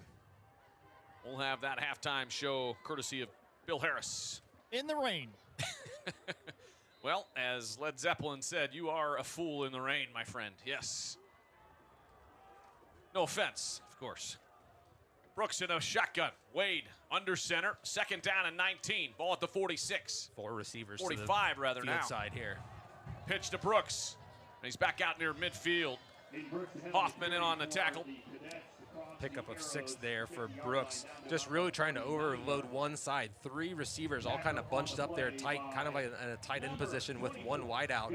Just trying to see if they can't get a formation that gives them a little bit of advantage against this Ashland defense. Ashland does a nice job rallying to the football. Gunnar Lacey again in the middle of all that action. Maybe a little bit of a shift. They're going to have to start to adjust to that, but only picking up 4 on that 2nd and 20 makes this 3rd and 14, likely 4-down territory, still over midfield, and the Cadets not have a whole lot of offense going here through that first quarter. So I wouldn't be surprised if they can pick up 5 or 6 here. That's probably 4-down territory. Wade rolls left, 3rd down and long, still looking downfield, throws it across his body. He's got a man open, but overshoots him. Oh, he had Trulos wide open, what would have been a touchdown. Yeah, Ashland defense kind of running sideline to sideline, trying to put a little bit of pressure there on Wade. Throws across his body to a wide open running back / receiver and just can't bring it in. That one was going to be good for 30 or 40 yards. And because you don't pick anything up, now they bring in the big punter, Hayden Ward. 6'3", 200 pounds. They say, we're going to the backup. Yeah, when you're not an offensive lineman, you are the backup punter here in Linsly. So after 2 shank punts, we see the big man. Well, and I will say, and it's a good punt, got it away, and going back to grab it at the 5. Sauter. Is Sauter. Sauter to the 10, 15, cuts it inside, 20, and he's brought down at the 24, 19-yard pickup. But you know what I was going to say, Tony, is I will tell you, Hayden Ward kind of had a bit of an advantage. He was punting with the wind, unlike Jackson Murray in the first quarter, so a little bit easier assignment. Yes, and that was a nice kick. That was a great nice kick, ball. Yeah, anytime you have someone who's been working on their squat for the last couple of seasons, you can just tell them, just go put your leg into that thing and trust the wind. Good punt there. Nice return, though. Could have been almost down to the 5-yard line. Tyler Sauter, though, kind of priding himself on trying to get every special team yard he can get. Brings that out all the way over the 20 to the 22-yard line, and Nathan Bernhard comes out with a 14-point lead. Faith on the run, still on his feet. 30, 35 and pushed out of bounds out near the 38. That's going to be a big pickup. Yeah, not a whole lot there. You know, kind of working his way through defenders. Another missed tackle by the cadet. A little bit of a spin move and another missed tackle. You can see Baith by that guardian cap that he wears, just kind of protecting his head a little bit with these new numbers. Kind of hard to see, guys, but that guardian cap kind of tells us right away that's Grayson Baith. His 6th carry of the night, 70 yards, already found pay dirt one time. Grayson Baith, number 33, working hard and running hard right now for this Ashland team. We're getting ready to start referencing Grayson Baith as a playa. He is having a day. Handoff. Baith cuts it to the left side, 40. Still on his feet, knocked down at the 43. I think we got a flag on the play. Darren McCormick, the sophomore defensive lineman, in on the tackle. Tackle by number 54. Have to check and see on the penalty. Picks up 5, but in that position of the holding call for the offensive line. It's just the second penalty here for either team, one for the Cadets. Procedure penalty. This one going to be a holding call against Ashland. Going to march them back and redo this first down.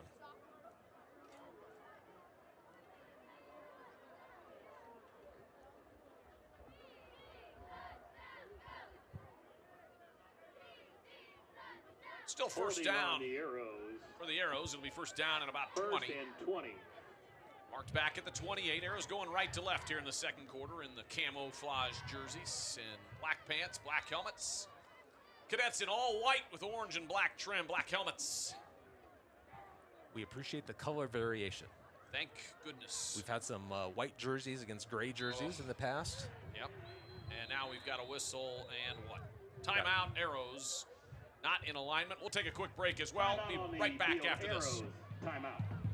Simonson Construction is proud to sponsor Arrows Athletics, the most trusted and efficient construction company in the region. With a long history of doing things the right way from concept to completion, Simonson Construction solves all your construction needs for commercial and public projects. A truly local company providing award-winning comprehensive design-build services since 1974. For more information, scan the QR code or go to simonsonconstruction.com. Come visit the South Street Grill in downtown Ashland, the official watch location every Friday night during the Arrows football season. You can catch all the action in the bar area on the big screens. Elevated casual dining in downtown Ashland, steaks, seafood, hand-patted burgers, vegetarian options, salads, and a huge kids menu. Something for everyone in a completely renovated, historic building. South Street Grill, your home for Arrows football. Back here at Community Stadium, Arrows on top 14-0. Hand off to the near side, first down and 20. I think that's Sauter on the carry. Yes. It is out to the 33. Really hard to see the numbers in the rain and in the camouflage. But a short gain. Don't forget, you can check out all the action over at the South Street Grill. Pretty good night to actually be down there watching the game in the bar area. The official watch party location of Arrows football all season long, hopefully for a long way. Arrows trying to move to 3-0 here tonight. Well, I got a couple texts, guys. There's a load of people down there at SSG right now watching this production. It is a production. You got that right. Ball to 33. 8 minutes to go in the first quarter. Low-scoring affair. Arrows trying to tack on a third score here. Second down at 15. Hand off to Gabe Baith around the right side. He's got some room. Makes a man miss out to the 38 and knocked down right there. Grayson Baith on the carry. Nice read there from Grayson Baith, trying to get to the outside. He's had some success this season and tonight getting all the way to the outside.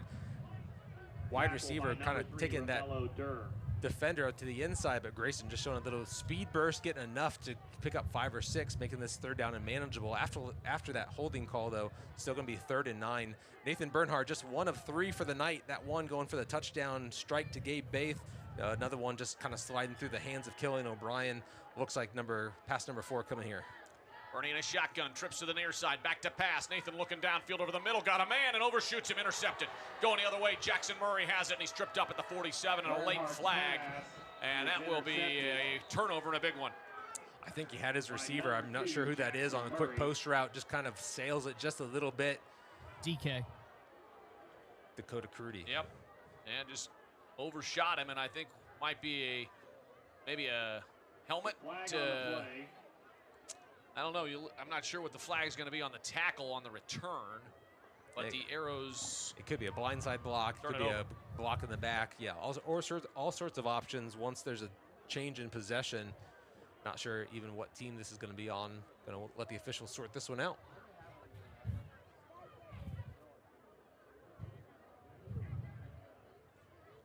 Indication is off. I don't know what that is. It's against the Cadets. So they will mark it off from the point of the return. And Braden Wade and company will come back out for the Linsly Cadets. Braden Wade, quarterback for the Cadets, just 3 of 10. Again, a wet night, slippery night.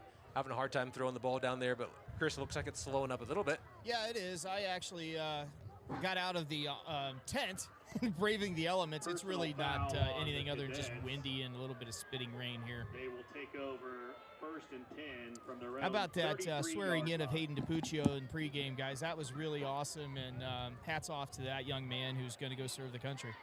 Yeah, and just a kid with a plan, you know, wants to go to Ashland University, get his education, be a police officer, and just understands that there's an opportunity to serve your country and maybe get school paid for a little bit. So good job by DiPuccio, and congratulations to his parents, grandparents who served in the military, just continuing that proud tradition. Linsly, a little pitch out to the right side, and going to pick up, what, about 6 yards there, 5 yards on that play, Tony? Simon Hamp, one more time, back as the running back. Aiden Brooks has been in there the last couple of drives, but Simon coming back in for a pickup of 5. 5 yards. Tyler Sauter on the tackle for the Arrows.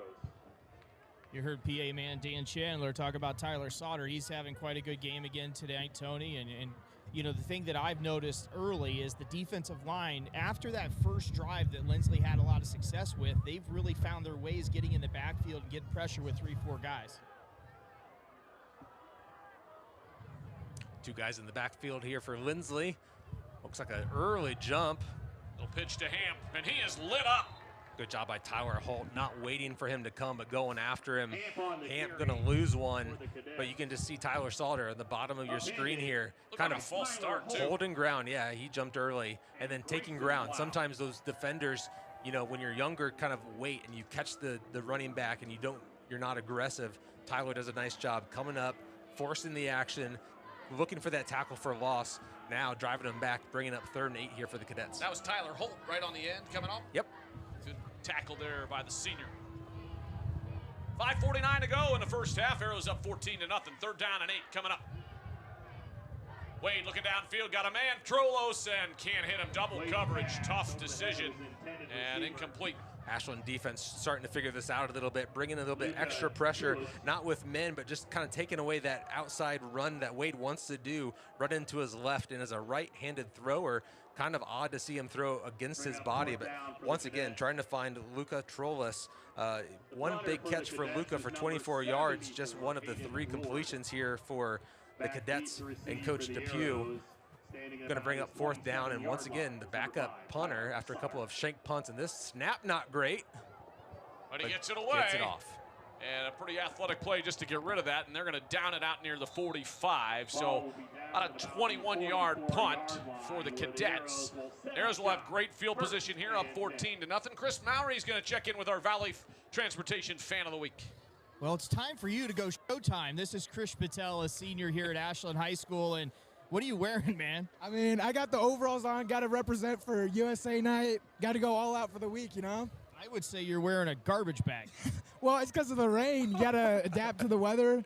You know, can't be caught being all wet and cold while in the stands. Right there, tell everybody at home, hi. Hi, guys. So, you part of the Arrow Nation crew? Yeah, I am. A couple other people, yeah. I haven't seen you doing any of the promos where you're catching the football or throwing the football. Why is that? You know, we needed bad actors for that, so we had like the not so talented people at football do that.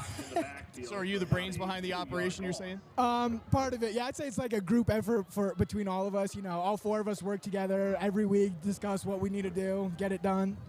What activities in sports are you involved in here at the high school? So I used to run track, but then I quit that and then joined the tennis team last year.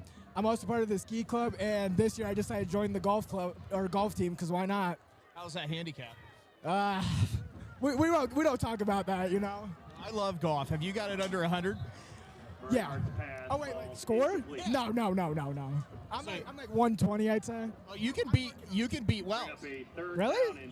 What? Wait a second now. I mean, that's the goal. Try to get better, get under 100, you know? What's your plans post-graduation? I plan to go to the University of Cincinnati and study construction management. Really? What got you into construction, or the interest in that? A couple of friends at my temple, which is like the church that I go to, they were into it. And I started talking to them, and it sounded like something that I want to do because I want to work with my hands and like be on like a site and stuff. So I was thinking engineer, but I was like, construction management, just like I feel like would let me get to work with my hands a little more. You look right there in that camera. Who's our biggest rival? I'm gonna have to say Lex. Say it one more time. Lex. One more time because we're soaked. Lex! Oh, back to you guys. Well, thanks, Chris. Thanks, Chris. Yeah, I appreciate that. The Arrows, meanwhile, are about to punt it away after a kind of a disappointing turn there. Yeah, a rushing attempt from Michael Franz that went from -2, just rallied by the Cadets.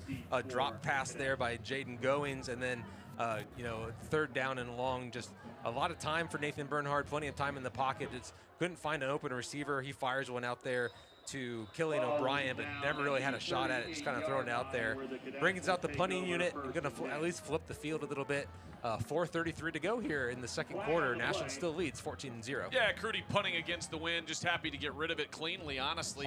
Hard to punt tonight. I mean, it's hard to do anything well, and the Arrows fortunate to be up 14-0, and right now there's a lot of football left, guys, and a wind and the weather can be a kind of an equalizer, because I think it's clear, I think that we're maybe a more talented squad, but it doesn't matter from any given Friday night, number one, but also the weather, like I said, is an equalizer. Yeah, the colder it gets and the wetter it gets, the more teams become closer balanced, and now looks like the officials are going to, so after a penalty, holding penalty on Ashland on the return, going to bring the Cadets out almost to midfield. But yeah, to go back to the weather, yeah, a team like Ashland who wants to go 5 wide, that wants to spread it out, that wants to use their 4-star quarterback in Nathan Bernhard and continue to try to put up 40 and 50 points a night. Not going to happen right now with this rain continuing to come. First down and 10. Brandon, you can text Swartz and let him know he was absolutely right about the weather showing up in about 10 minutes. That's Mr. Swartz to you. Ashland defense 1 man short, so Killian O'Brien checks in and runs to the far side of the field, coming in on the corner. Young Swartz is here in the stands still. Wade in the shotgun. Braden Wade looking, he's got all day. Looks left, got a man, overshoots him. That was Trulos again at the 44. Incomplete, second down and 10 coming up. Cadets clearly not afraid of this weather, continuing to try to throw the ball through the air. 25% right now for Braden Wade, just 3 completions on 12 attempts. This one just a quick out route, just kind of trust your best man still just outside the target zone for a receiver even to get his hands on it. Wade just kind of struggling under this weather. And again, throwing across his body a lot, throwing to the left. Must be comfortable doing that, but just kind of seems awkward, seems hard. Offensive line, Christ, Wade, Depew, Cuddy, and Ward have given him some time here in this second quarter. 4:30 to go in the first half. All proceeds for the Arrows up 14-0 here at Community Stadium. Week 3, Arrows 2-0. Service office. Linsly 0-1. Arrows in the first of 3 straight here at home. Military Appreciation Night. We saw Hayden DiPuccio get sworn in, the Army National Guard. We talked about that while you were gone. Oh, thank you very much. I just wanted to reiterate how cool it was. It was a dynamic conversation. It was great. Thank you so much. Wade back to pass, pressure coming, gets rid of it, caught by Murray, and short of the first down at the 43. Pickup of about 8. He'll be 1.5 yards short. Good pressure on the outside there, but Wade does a nice job stepping up into the pocket, and with Gunnar Lacey right in his face, just throws a dart to Jackson Murray, his second completion of the night, making this 3rd and manageable, now just 3rd and 1. Good tackle by Jaden Goings right there, wrapping him up, keeping him short of the first down marker. 3rd down and a long 1. 3:53 and counting. Big series of downs here for the Cadets, driving, trying to put something together. going to take a timeout. Ashland defense just not ready for this one on 3rd and short. And that's the second timeout for the Arrows. We'll keep it here, guys. Yeah, this is a big series, right? Yeah, 3:45 to go, and you have to assume this is at least 4-down territory. Not a lot of points. Ashland really moving the ball through the ground game right now. 110 yards through the ground, just 23 yards, and that all came on one completion. The Cadets from Linsly, 24 yards rushing right now, and 61 through the air, but that comes on really 2 big plays. So you can boil down this all down to there's been a whole bunch of 3- and 4-yard runs, a lot of punts, and maybe 3 successful passes here as we are winding down the first half here at Community Stadium. Let's check in with Chris. Yeah, a couple quick shout-outs for me, guys. A special hello to Jim and Nancy Smith down there in Zephyr Hills, Florida. And then I want to say a get well message and a hello to Aunt Katie. Aunt Katie, one of our favorite people here on the Ashland Arrow Broadcasting Network. Often tuning in. Best wishes. I don't think she's missed a broadcast, BW. Nope. Best wishes and looking forward to basketball season as well. Coming up here after football. I mean, I know we're only in week 3, guys. After a long football season. Yeah, listen, I'm happy to have a 15, 16 week. Well, here's what BW and I are scripting. We've got to prep for a football game, and then we got to call one on a Tuesday, a little back-to-back. Sounds pretty great. In the shotgun. Wade, 3rd down and a yard and a half, we'll call it. 3:45 to go. Have to assume this is a Simon Hamp run up the middle. Hand off to Hamp. Nothing doing. Lacey wraps him up. Oh! When you can stop the run with just a 3-man front and 2 linebackers, you know you got something special going. I don't know if that's Woods' or Blau, but whoever that nose tackle is just destroyed that center and guard, allowing Gunnar Lacey to come up and do what he does best. Get another TFL tackle for a loss. Now from 3rd and 1, they're going to back it up almost 4th and 2, maybe a 4th and 3. Tony, I was wrong. It was Vudges. He was the man in the center and then flanked by Smith and Eisenhart. Budges has done a great job in the offseason the last 2 years, continuing to put on weight, wrestles in the winter, just a hard-nosed, tough guy. When he decides he wants to win a battle, Budges wins. Sometimes he can kind of let up, but 4th and 3, we need it one more time here, Dylan. Back to pass. Wade rolls left. Pressure coming. He's just going to launch it downfield, up for grabs, and out of bounds, incomplete. The Arrows hold on 4th down, and we'll get it back with 2:50 to go in the first half. Nothing cooking there for Wade. Just too much pressure in his face, and he knew 4th down, I got to at least chuck this thing out there. He throws a 30-yard throw, but it lands 5 or 6 yards out of bounds. No cadet even had a chance. 6 Arrows deep on that, and I think it might have been Lacey. It was hard to see on the pressure on Wade. Well, this is the thing that Ashland's done so well defensively is when you can get pressure by this 3-man front with 1 linebacker, as they did on 3rd and short, you can drop 6 guys, you can drop 7 guys, and if you've ever played 7-on-7, man, it's hard to find someone open, especially when you have someone in their face, when you're running, when you're sprinting out. Right now, Ashland takes over after that 4th down. Bernie in a shotgun, back to pass. He's getting pressured, rolls out to the near side. He's going to fire it, and fires it incomplete on the near side, looking for Killian O'Brien. And nothing doing. 2nd down and 10, 2:43 to go, and the rain just continues to pick up the pace, Chris. I can't, I thought it couldn't rain any harder. Well, I know we've been joking about it, but I'm telling you, you're absolutely right the way you called that. It is raining harder now than it has been, and it's raining the worst possible direction for me. That's sideways. Well, I told you we could have put the flaps around that thing, but you said no. It's so dumb of me. Halftime's coming. Said, yeah, put them up. At the academy, they taught us to put the flaps up all the way around. Here we go. Still, they taught us to be tough. They did not teach us that at the academy. 2nd down and 10, 2:43 to go in the first half. Bernie with a handoff. Near side coming around. Handoff, and that is Sauter. And Sauter's wrapped up at the 46. Short gain, 3rd down and 7 coming up for the Arrows. Sauter getting all the way to the outside, using that Grayson Baith block, but too many guys out there, just gets tripped up after getting back to the line of scrimmage.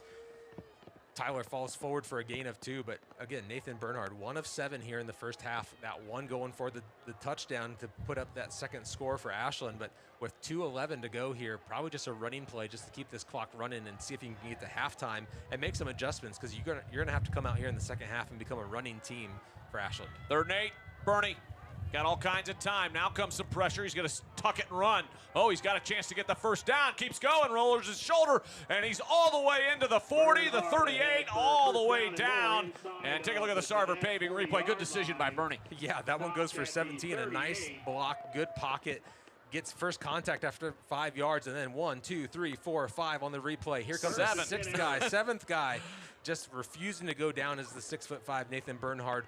Good, tough nose run. And now with 1:40 to go, maybe you pick up speed a little bit. Maybe that heart gets pounding, and you say, hey, there is an opportunity. Instead of looking downfield when things break down, maybe Nathan's going to start running a little bit more. Quick swing pass here to Grayson Baith. Baith caught 40, 35, 30, and he's upended right there. Thankfully, does a good job of holding on to the ball, and he's down near the 27, first down. That one goes for 9. They're going to give him the first down. Gonna give him the first down. Yep. Nice tackle, upended, but first down at the 27. And good job of holding on to the ball, Grayson Baith. And you're down to 1:10 to go in the first half. 1st and 10, Arrows driving down at the 27-yard line. Still a timeout in your pocket. Trips right, Twins left, back to pass, Bernie. Looks near side, he's got a man, caught. Crudy at the 30, and he's still on his feet, 25, and knocked out of bounds near the 20. And a good job there by Crudy looking that ball in and grabbing it. Yep, just getting out there quick and letting your receivers do a good job blocking. I know this wide receiver coaching staff telling guys, hey, we like catching touchdowns on that 7-yard catch and run, but more importantly, we like pancake blocks. We like engaging guys. We like letting guys run behind us. Dakota Crudy with his first catch goes for 7 yards, able to duck out of bounds with 58 seconds to go, saving a little bit of time here with Ashland already up 14-0, just a minute to go here before half. Arrows trying to tack on to that Bo Lacey scoreboard, up 14-0. Bernie back to pass. All kinds of time. Got a man open. Had a couple men open, but the ball slipped out as he went to fire it on the outside. Boy, he had a look in the end zone there as well. He had O'Brien underneath and a man deep. Quick curl routes, and the cadets do a good job covering it, but then they kind of break down. They kind of give up. They think, hey, we covered it well. We can just stop playing. Nathan kind of short arms that throw to a wide open. Who was that? Hard to see out there who was on the far side. Maybe KOB.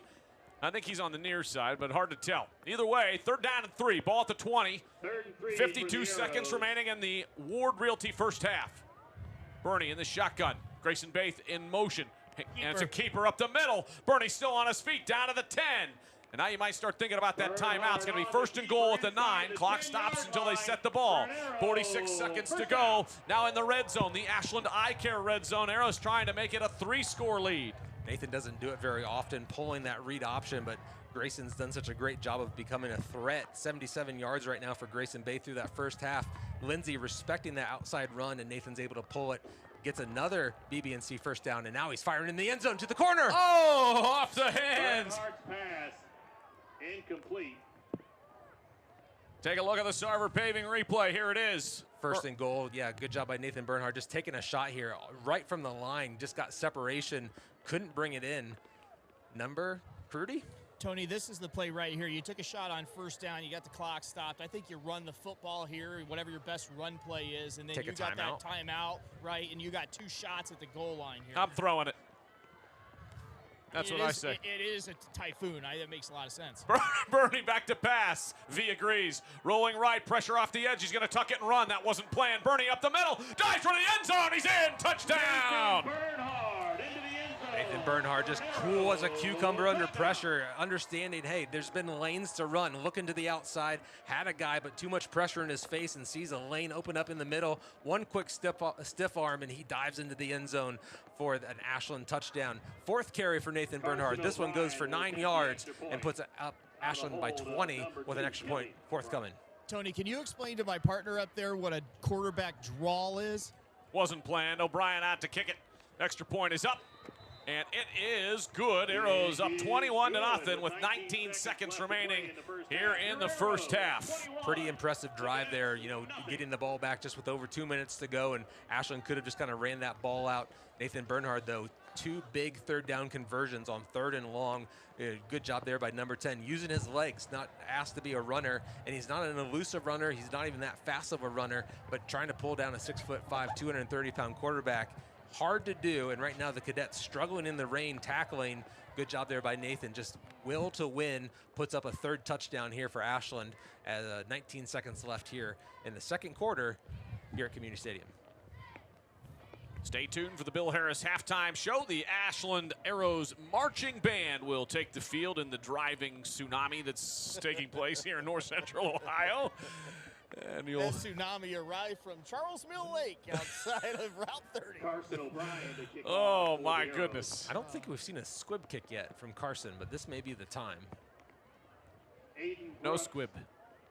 Yeah, you might be right, actually. You might be right. Might see a squibber. In the rain, wet or just ball. a pop-up. Maybe just a pop-up. Yeah, I can't imagine this cadet team being very aggressive if they get the ball back, so no reason to have a special teams snafu.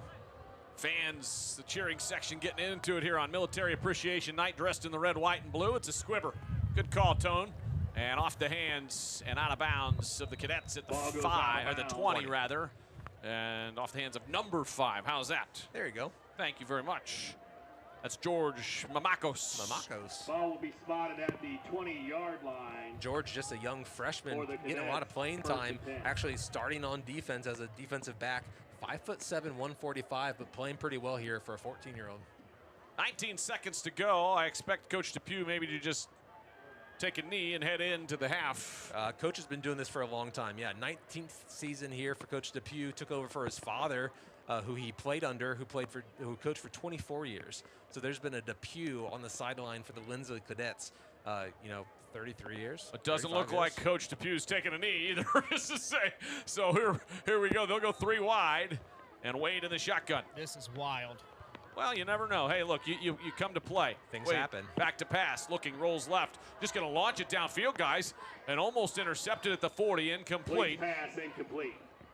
Sauter was 1.5 yards away from making my guess in pregame come to reality. Well, and just not an advised throw for Wade. Even if that is an arm punt and that gets intercepted at the 40 with 12 seconds to go, you're going to have a decent return. So maybe Coach DePue is going to come out with a little bit of a different game plan, but it looks like they're going to continue to run their offense here. Now they're going to take a knee, I believe. That's what they should have done the first time. But I liked it. You didn't drive 4 hours or whatever it was to take a knee. 12 seconds to go. They did now, though. Arrows are going to head into the half 21-0 on top. And we'll, of course, catch you up with Coach V, hopefully, here. Chris Mowry will hopefully give Coach Valentine a respite. Tony, Arrows with a great start, and I think, you're up 21-0 at the half. You couldn't ask for a whole lot more. Yeah, they found a way to get into the end zone early through running the running game. Grayson Baith, 4 back-to-back to back-to-back double-digit yard runs. He's got 77 yards on 7 carries. Found the end zone 1 time. His brother Gabe then 1 reception for 23 yards and a touchdown, and then that last one put him up by 21. Let's go down to Coach. Well, I'm soaked. How about you? It's a little wet out. This is wild. We haven't played a football game like this. Last year, Lexington, we did, and we played one a few years ago in the playoffs. But this has got to be almost the most difficult conditions. Well, it's just, you got to concentrate a lot harder, and we just got to catch the ball when it's thrown to us. But, I think we're executing up front. I think that you're getting a lot of pressure to that 3-man front, and then you're blitzing a little bit. That's got to be the difference in this offense-defense there of Linsly and against us. Yeah, our defense is attacking, and we're getting pressure on him so he can't get his feet set. Well, make sure you tell the ODOT, Coach Beer, in there to get the paper towels out so you can dry off. Okay, thanks. Back to you guys. Thank you, Coach V. Thank you, Chris. We'll hand it over to the Ashland Arrows Marching Band, courtesy of Bill Harris. The 2024 Ashland High School Marching Band and Sweeties Dance Team. Leading the band tonight is Field Commander Pixie McClurg with Assistant Field Commanders Eric Zhang and Addie Bonfiglio. Tonight, the Marching Arrows pay tribute to 3 of the greatest 1970s groups that all had horn sections in their bands: Chicago, Stevie Wonder, and the Average White Band. We feature senior trumpeter Adam Police on our first tune, Chicago's hit, Does Anybody Really Know What Time It Is?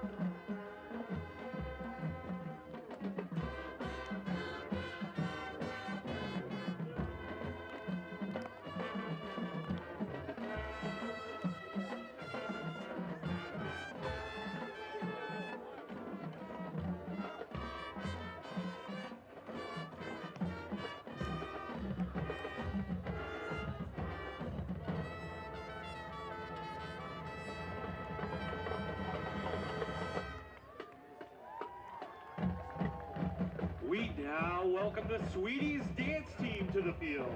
Watch as they entertain the crowd with their moves to Stevie Wonder's hit, Signed, Sealed, Delivered.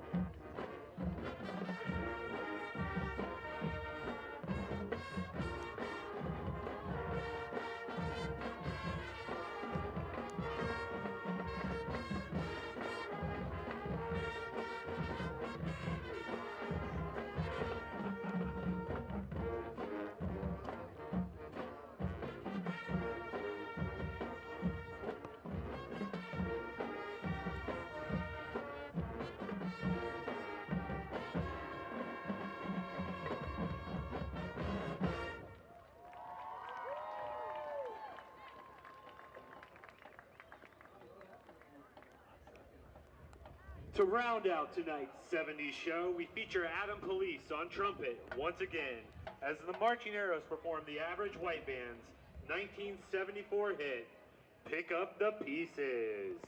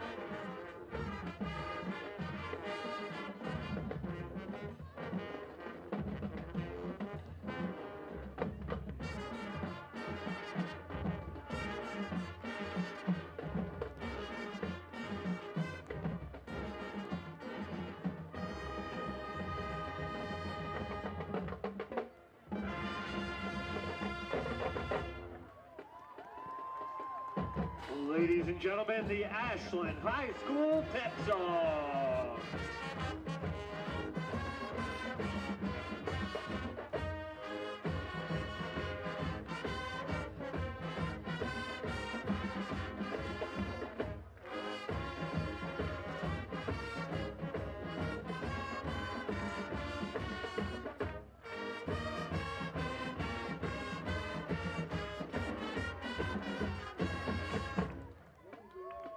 Make some noise for the Ashland High School Marching Band and Sweeties Dance Team.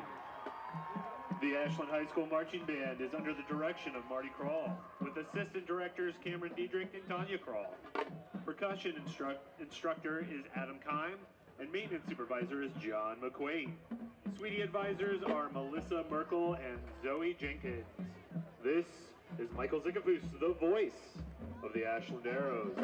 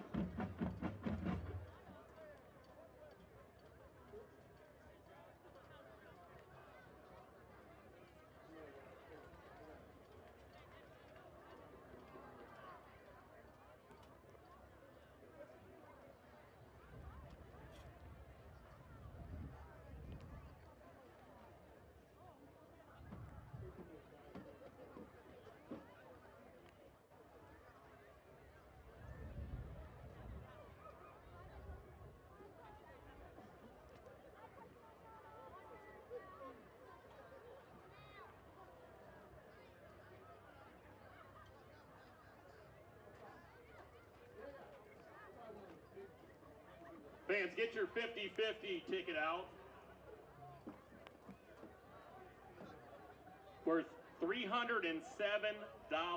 The 50-50 number tonight is 740528. 740528. Come up to the press box and claim your $307. Go Arrows.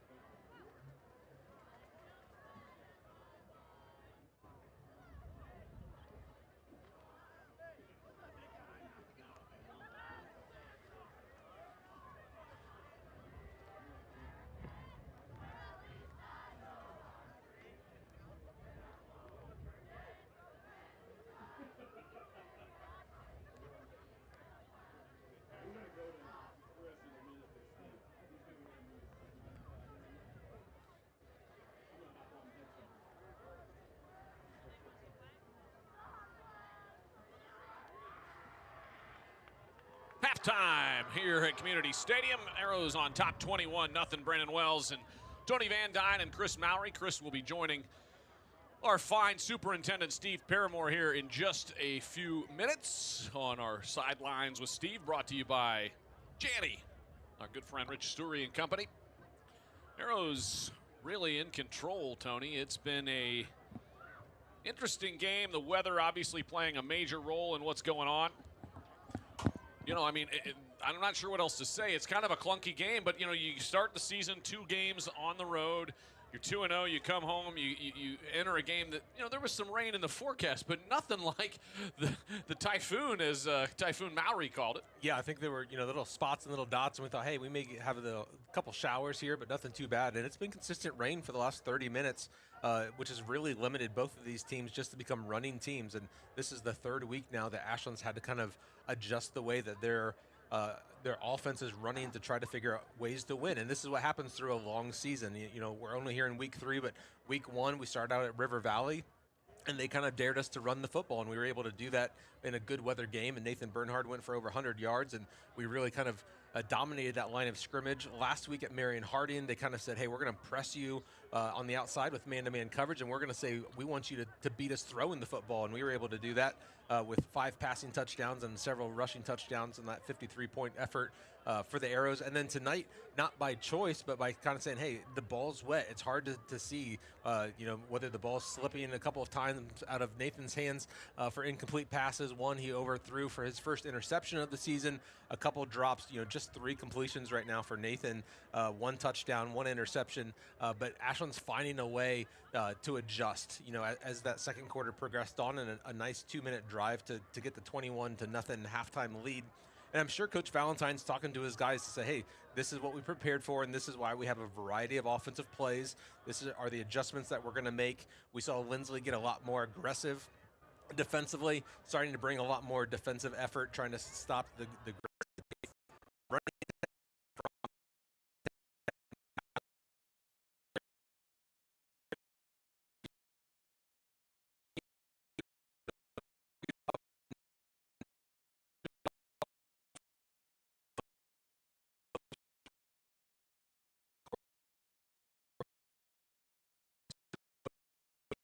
Coach Valentine kind of scrap a couple of those armband plays where they were trying to maybe find some deep threats and say, hey, this is going to be a running attack the rest of the game, especially now up by 21. 3-score lead here against the Cadets of Linsly with about 5 minutes to go here in halftime, extra 3. So, Steve, ready? Just about ready to go. I do see Steve down there with Chris, our sideline reporter, braving the elements. Let's send it down to Chris with Steve Paramore. Brought to us by the Sturry family. I don't have any funny ones for you this week. No Rich Sturry questions, but for all your financial needs, check out Janney.com. Rich Sturry for all your needs. It's wet. It is. It's windy now, and I think we discussed this. We are 9 points away from a running clock. So, but huge shout out to Linsly School for making the trip and being a part of Military Appreciation Night. How special was that? That was really awesome. And I haven't been this wet since I walked the tree farm. I want to say that was 15,000% wetter than this. I know one of our buddies, it was 1,500 times wetter anyways. Preschool's back in session. It is. We have about 115 give or take preschoolers. We split the day in AM and PM. We've got a wonderful staff. We've got wonderful therapists that work daily with those kiddos, both typical and non-typical students. So there is a lot of really deep instruction and learning how to get along with others, play with others, and it's just unbelievable child development that goes on there. We're super proud of it. It has been there since 2015, and it keeps getting better every year, and our enrollment is always there. And we hope that translates into a bigger kindergarten class, because we've had a couple years with some low kindergarten numbers. So we're really grateful. Chris Manley, our assistant superintendent, is also the director of that preschool. She does a great job. And all of our staff members, teachers, paraprofessionals, therapists, super proud of them. Thoughts on Hayden DiPuccio? Boy, I was trying to think of my top 10 moments I've ever experienced in this stadium, and that went to the top really fast. When you look at some of the dignitaries that were there, it was hard not to get choked up. It was hard not to get choked up alongside of some of my colleagues that I believe were brought to tears. And I had a little moment there where I felt like Michael Buffer, or like the old Rocky movies. So Hayden is making the ultimate sacrifice. We're honored that he chose to do that tonight, and he's a great kid from a great family. And it was great to have those recruiters and those current active members here. They look like some awesome people that serve this country, and it just makes you so proud to be an American, so proud to be an Ashland City Schools employee, and so proud to have in some shape or form an impact in these kids' lives, because they certainly have an impact on ours. Well, really good by you and the staff here that put that on. It's really cool. I know one thing you wanted to talk about was a little shout out to our college athletes that are AHS alumni. Yeah, with fall sports in swing, and we're always so proud of our arrows that move on to not only to attend college, but those that are student athletes. So even I thought about this last night at the Ashland University football game. Owen Chandler being a coach on that staff. But, you know, the Johnny Metzgers, the Caden Schmitz. So you when you stand next to Caden Schmitz, he's an Adonis. And I think he learned a tremendous amount about his character. He comes from an unbelievable family, a set of parents and grandparents that have raised him unbelievably, a great sister. So we're super proud of student athletes like him. Got to give shout-outs to our golfers, the Emma Packards, the Clara Paramores, the Camden Mowries. I'm probably missing AC at ONU. Shout-out to Aiden Chandler. Absolutely, he sent it all summer long, and so yeah, and I'm probably McKinley Mendenhall, who's playing soccer for a great program at Ashland University, and we probably have some runners out there. I think Daniel Remy has one more year left at Lewis. So for any that I'm missing out there, we appreciate that you've taken your Ashland Arrow heritage to the next level, and you know, it's helping with college, and they're going to be great human beings. Chris Stokes and Debbie McDowell, time here within the district coming to an end here at the end of September. Yeah, both mean a tremendous to me, both mean a tremendous to Ashland City Schools, and both mean a tremendous amount to this community. The Stokes family, which they're both Stokeses, so they're brother and sister tandems. So they've taught for 30-plus years, impacted children. Chris obviously is probably one of the most successful basketball coaches in Ashland high school history. His sister Debbie, who's proud to say that she's retiring 7 days earlier than him, has made an unbelievable impact in our literacy here at Ashland City Schools, especially at Edison and even the middle school. I taught with her at Montgomery. I was a colleague of Chris Stokes as a former PE teacher, so I can remember watching the teams that he coached and how far they made it, and some of those athletes that he coached are great community members here in Ashland right now, like a Greg Emmons. So yeah. So you got two guys over here on your administrative team. You got people can't see you pointing. They don't know where you're pointing, Chris. Superintendent Pack, head principal Pack, and then JW over there. Who's the MVP out of those two? They're both soaked. I'm going to say Pack looks a little more wet than JW because he brought some rain pants. That's because he's a former golfer, and I want to make sure everybody knows that in 1984 he was the OHC medalist at the conference tournament. Not many people know that about John Walter. Johnny Walter can 360 tomahawk dunk. Absolutely, and don't ever undercut him. Wait, are you saying he can still 360 dunk right now? He can 360 I don't believe tomahawk that. Dunk it. Coach, you're right in the way of my shirt there. I got Ryan Stackhouse here. Believe it or not, he's with me. He's behind the tent. Go ahead. Go Coach, talk with him. Yep. Three-man pressure, three-man front. You're getting a ton of pressure and allowing that blitz to help out, and your defense played really, really well. Yeah, just sometimes you got to let your guys up front get after it and be hogs up there. So I got one thing you got to make me happen here in the second half so I can look like Nostradamus. I said Sauter's going to get either a fumble recovery, force a fumble, or a pick here in the second half. Can you make that happen? He had a chance in the first half. Ryan Stackhouse. Stack. All right, 21-0 at the half. Back with the start of the second half after this. The team at Whitcomb & Hess have all of your needs covered. Plan, grow, thrive. Financial advisors and CPAs will help you grow your business and investments. And now it's time for the Whitcomb & Hess pregame show guest. Simonson Construction is proud to sponsor Arrows Athletics, the most trusted and efficient construction company in the region. With a long history of doing things the right way from concept to completion, Simonson Construction solves all your construction needs for commercial and public projects. A truly local company providing award-winning comprehensive design-build services since 1974. For more information, scan the QR code or go to simonsonconstruction.com. Come visit the South Street Grill in downtown Ashland, the official watch location every Friday night during the Arrows football season. You can catch all the action in the bar area on the big screens. Elevated casual dining in downtown Ashland, steaks, seafood, hand-patted burgers, vegetarian options, salads, and a huge kids menu. Something for everyone in a completely renovated, historic building. South Street Grill, your home for Arrows football. It's the start of the Ward Realty second half with the Arrows up 21-0. Brandon Wells, Chris Mowry, Tony Van Dyne here in week 3. Arrows 2-0, trying to move to 3-0. And Tony, what do you expect to see here start the second half for the Arrows? Yeah, Ashland deferred to the second half to get the ball, so I expect to see a consistent running attack here, keeping Grayson Baith and Michael Franz very busy here through the quarters 3 and 4.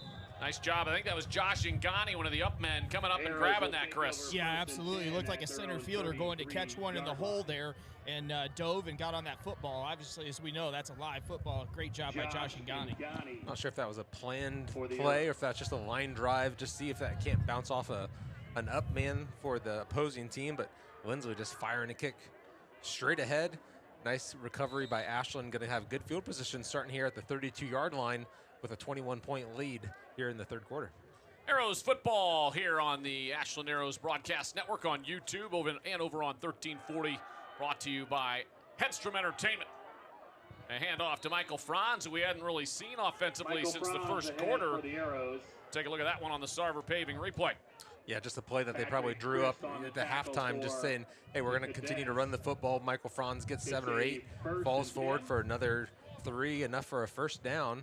Tony, he looks a little too straight up right there. He's kind of getting himself, it looks like he needs to get a little lower. He's definitely a speed runner, right? He's not the power back. He's not putting his shoulder down. We talked about in game 1 after the victory that he's kind of like a fast feet guy, that he uses his quickness of his feet to try to keep his legs moving, opposed to just trying to run someone over.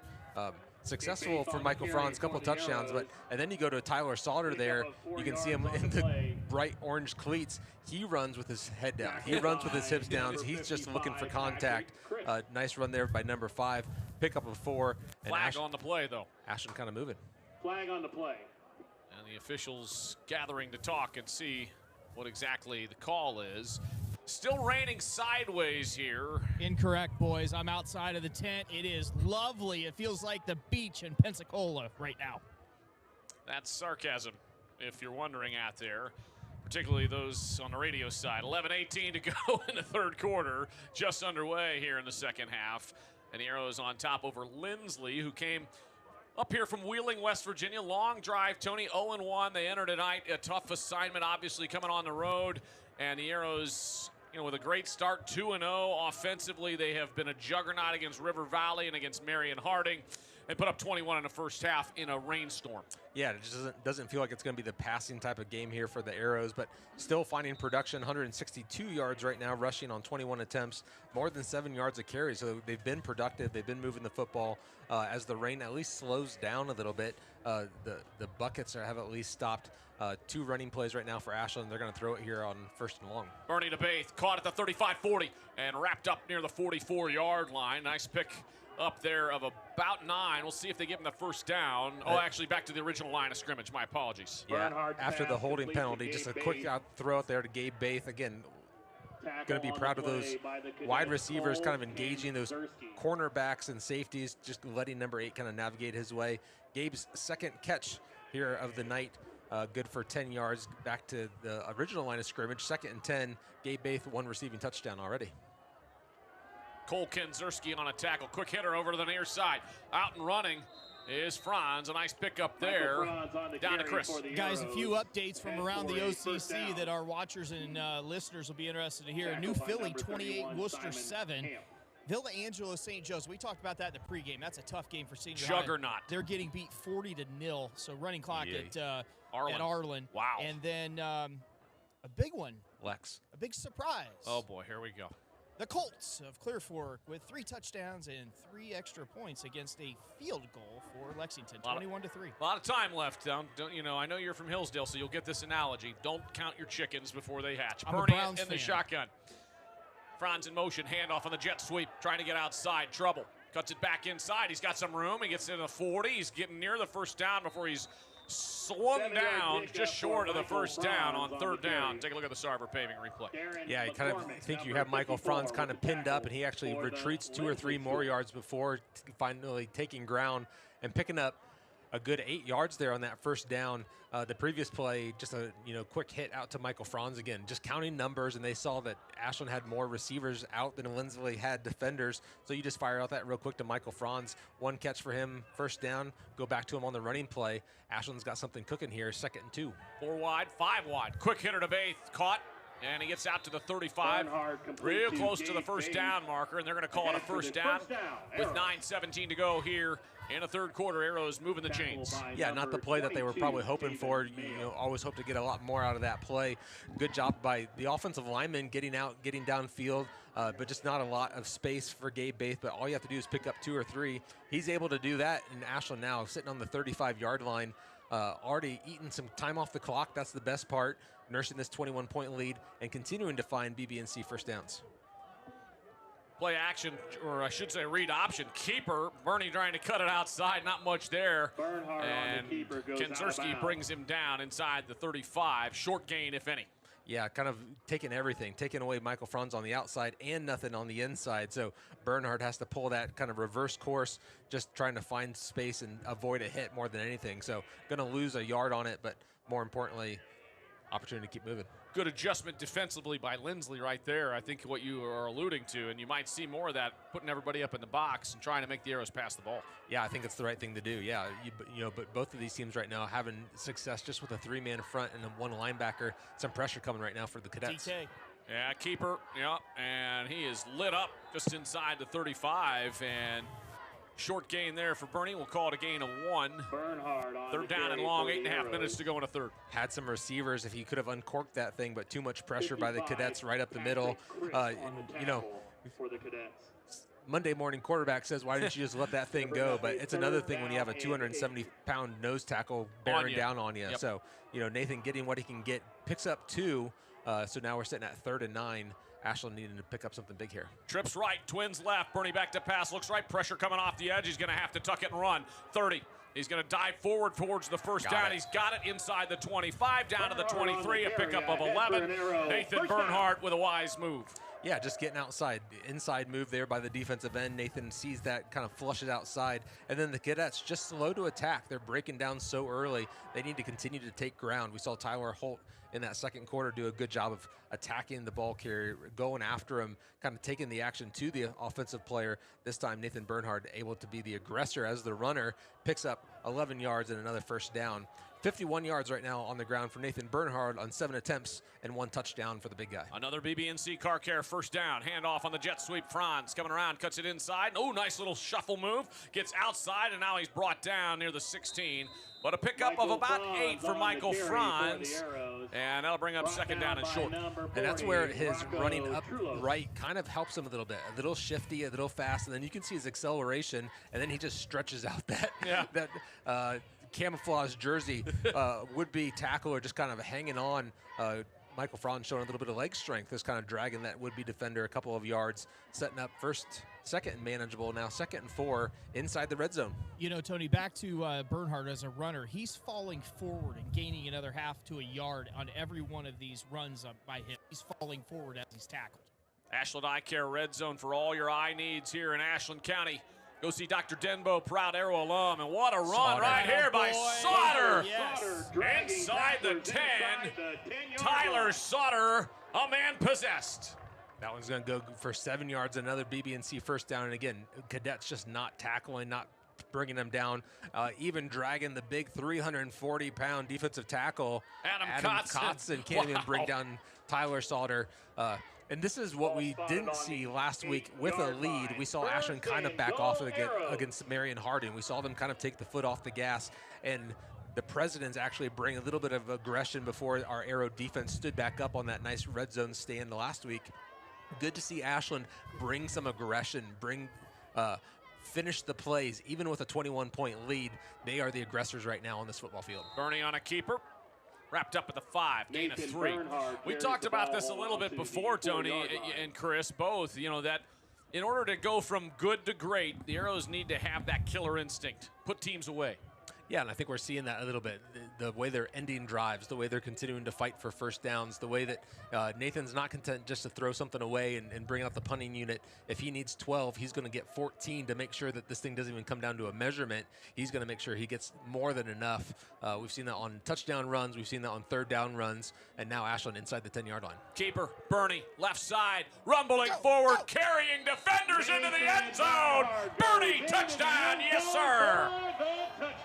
Just a guy that won't go down. Once again, just talking and demonstrating what we've been talking about. Once again, showing a little bit of play action to Michael Franz, pulls that, and then a good job, a nice push there by his offensive lineman, Nolan LaRue, just making sure his quarterback gets in there. A 5-yard scamper for Nathan Bernhard, carry number 9, 59 yards, and his second touchdown score puts the Ashland Arrows up 27-0. Carson O'Brien will come out to try to go 4 for 4 on the night. The Connery Manufacturing extra point is up and good. Let's give a little love to that offensive line, Tony. You know, Joey Eisenhart, Nolan LaRue, Brandon Briggs, Cooper Smith, Gavin Chambers. That 5 up front, they've done a great job through 3 weeks. Yeah, they continue to do a great job of giving Nathan plenty of time passing the ball. A lot of zone read type of plays, which means wherever that defender wants to go, you just take him there, but take them there with an aggressive nature. So if he wants to go inside, you bury him inside. If he wants to loop outside, you push him all the way to the sideline and allow these running backs in Bernhard, Franz, Sauter, Baith to kind of read those blocks, and these guys are doing that. You know, a couple of guys that played defense only on the defensive line have really stepped up. Cooper Smith, senior, saying anything I can do to help this team win in 2024, I'm willing to do. And right now, he and his teammates seem to be on cruise control right now with a 28-0 lead, looking for a Week 3 win. That touchdown courtesy of Comfort Control for all your heating and cooling needs. Reach out to Comfort Control, our good friend Joe Reap and company over there. Proud advertising sponsor here of Arrows football. 28-0, 5:29 to go in the third quarter. On the Ashland Arrows Broadcasting Network, presented by Sarver Paving. And here comes Carson O'Brien. It's got to be a 30-point lead for a running clock. We're not quite there. Do some math, Chris. That's 2 more points. Short kick coming up to grab it off the bounce ball. Loose at the 13, now at the 15. Picked up. Romello Durr, he's got it. Oh boy, 35-40. Cuts it outside, 45, and knocked out of bounds or knocked down near midfield. And the ball might have come loose at the end. Knee down. But they're going to say he was down. So Romello Durr with a heck of a return off what was kind of a broken return. Yeah, almost like an unintentional fumble Ruski. I'm going to pick up the ball at the fumble, set it back down, and you're going to pick it up going the other direction. He does cough it back up right at midfield, but a cadet falls on it. Lucky to have 2 fumble recoveries on that kick return for Linsly. 5:17 to go after the big return back out to midfield. 1st and 10. Maybe a little juice here for Braden Wade and the Cadets, who are 0-1, down 28-0, yet to score here through 2 weeks. Well, and Valentine just ate so much time on that first possession. You know, this is the first time the Cadets even are touching the ball in the second half. Wade, handoff, Hamp. Cuts it back inside, a nice little run, and he's brought down at the 42. Gunnar Lacey on the tackle once again. 8-yard pickup. Nothing fancy about that, just following your fullback through the hole. Hamp finally finding a little bit of space and maybe a little bit of whiff would-be tackle there. Kind of an arm tackle. You got to go low, and we've got Chris Mowry down on the sideline right now. Thanks, guys. Here with Band Member of the Week, Senior Isla McFrederick, presented by Bill Harris, our good friends over there at Bill Harris with dealerships in Ashland and Loudonville. You got to be soaked. Yeah, we're all wet. Like, this is miserable. It's awful. This reminds me of Lexington last year, Week 10. Yeah. So you want some good news? Sure. Lex is getting smoked 21-3. They better be. Yeah, absolutely. What do you play in the band? What's your instrument? I play the trombone. How long you been in a marching band? About 3 years. So how do you about 3 years? It's either 3 years or 2 years or 4? 35-yard line. 3 years. Okay, 3 years. Okay, we got that one down. That one's really good. What are your plans post-graduation? I don't know. Honestly, play it by ear. I plan to go into the Air National Guard. Really? We had a dedication tonight with Hayden DiPuccio. Pretty cool. Really? That's awesome. Yeah, he got sworn on in the 50 and on the carry. That's so cool. For the cadets. So what drove you to kind of think about the Air Force? Well, my brother went into the Air Force out of high school. It just kind of, I don't know, it seems like a path that I would want to start with and then work from there. What activities and maybe sports are you involved with at AHS? Right now, I'm doing cross country. Towards the fall, I'm going to be doing softball. So you're a softball player? Yes. What position? A little bit of catcher, some outfield. Very nice. Better year this year forthcoming for the Lady Arrows. Hopefully. All right, who's our biggest rival? Lexington. By far or just a little bit? By far. Oh, guys, right there. It's like 20 for 20. Back to you. Thank you so much, and thanks to our friends at Bill Harris for sponsoring the band this year and the band halftime show and our band member of the week, Isla McFrederick. Consistent dose of Simon Hamp runs here for the Cadets, 3 in a row. Gains of 7 and 2 for a first down. This one goes for a loss of 3. Good job by Ashland, just kind of adjusting, kind of understanding, hey, we're going to get a steady dose of number 31. Now pushing them back, going to be 3rd and 11 with the Cadets set up at the 36-yard line. Wade in a shotgun. Hamp behind him, trips left, single to the near side. He likes rolling Arrows left. with 5 deep, bringing a blitz off the middle. Wade's got a man caught by Dirt at the 22, to the 20, to the 15, and knocked down at the 13-yard line. But a big pickup and a first down inside the red Wade's zone. Pass complete to It's the number biggest play of the 3, night for the Romello Durr. Cadets, isn't it, Tony? Yeah, I would say so. I'll have to double check Ball here will as be they spotted get at the marked down at the 13-yard 13. line. That one's going to be good First for and 10 for the 23. Cadets. Great spin move, Number 5, Sauter with a touchdown Tyler saving Sauter tackle, but a on really the back. nice throw, maybe the best throw we've seen from Wade all night, and they're in the full house formation here. Under center is Wade, handoff, Hamp, left side, rumbling forward down inside the 10, knocked down at the 8, a pickup of 5. We're approaching the 2-minute mark here in a third quarter. Arrows up 28-0, but the Cadets threatening to score here deep in Arrows territory. Yeah, you don't see the double tight end wishbone formation very often anymore in high school football, but an effective way to run the football inside the red zone, and that time getting 5 yards on first down. Now 2nd and 5, and they come right back. Double tight end wishbone. Little confusion on the defensive signals. Right up the middle is Hamp, and he's knocked down at the 6. Nice solo tackle there by Tyler Sauter, just kind of cleaning things up. A couple of defenders kind of tripping him up. Defensive line doing a good job taking on the offensive lineman, and Sauter, number 5, playing that bandit position, kind of roaming around. He gets a lot of freedom. Coach Stackhouse and Coach Sauter kind of trust him to say, we're going to let you kind of go where you want to go. Go find the football. He does a good job there. Brings Hamp down for a gain of 1, maybe 1.5. 3rd and short. We'll call it 3rd and 3, but more than likely definitely 4-down territory. There's that full house formation again. Wade under center, handoff. Running forward is Trulos, and he's inside the 5, short of the first down, and it's going to be 4th down and about half a yard, guys, and we're approaching the 1-minute mark now, and definitely going forward here down 28-0. Yeah, and we saw this last week against Marion Harding, that Ashland defense really stepped up on 1st and goal, 2nd and goal, really drove them back. Ashland defense needs to do this one more time. 4th and 1, 4th and 2. You need one big stand. Going to bring in a 4th defensive lineman, really stack up that interior, and you can expect, probably probably 3 linebackers coming. All 11 defenders inside the box, all wishbone formation inside the box, and you get a false start on the Cadets. Oh, that is a killer. Jackson Murray on that right side jumps too early, and that's going to push him back 5 yards. You're still going to go for it, I presume, here. Obviously, 4th down and 6. Ashland did a lot of motion moving their defensive line, shifting them, letting them roll. And Marion Harding officials actually talking to Coach Stackhouse, telling them that they couldn't do that. So they took that out of their repertoire last week against the Presidents. But I think a little bit of pre-snap movement. As long as you move laterally and don't cross that line as a defense, you can move as much as you want. And they get Linsly to jump there. And all of a sudden, 4th and 1 becomes now 4th and 6. Going to spread it out now, go 4 wide. Twins right, twins left. Single back in the pistol. Wade in the shotgun. Arrows drop 5 back to the goal line. Back to pass, looking left. Tipped at the line, knocked out, and incomplete. Wade's pass. The Arrows incomplete. hold again inside the red zone. Looked like Wade really had made up his mind even before that snap came to him that he's going to throw that corner route. As soon as he gets it, he turns his hips and fires. 2 defenders kind of bracketing him, one short and one over the top. Davin Hoffman from underneath.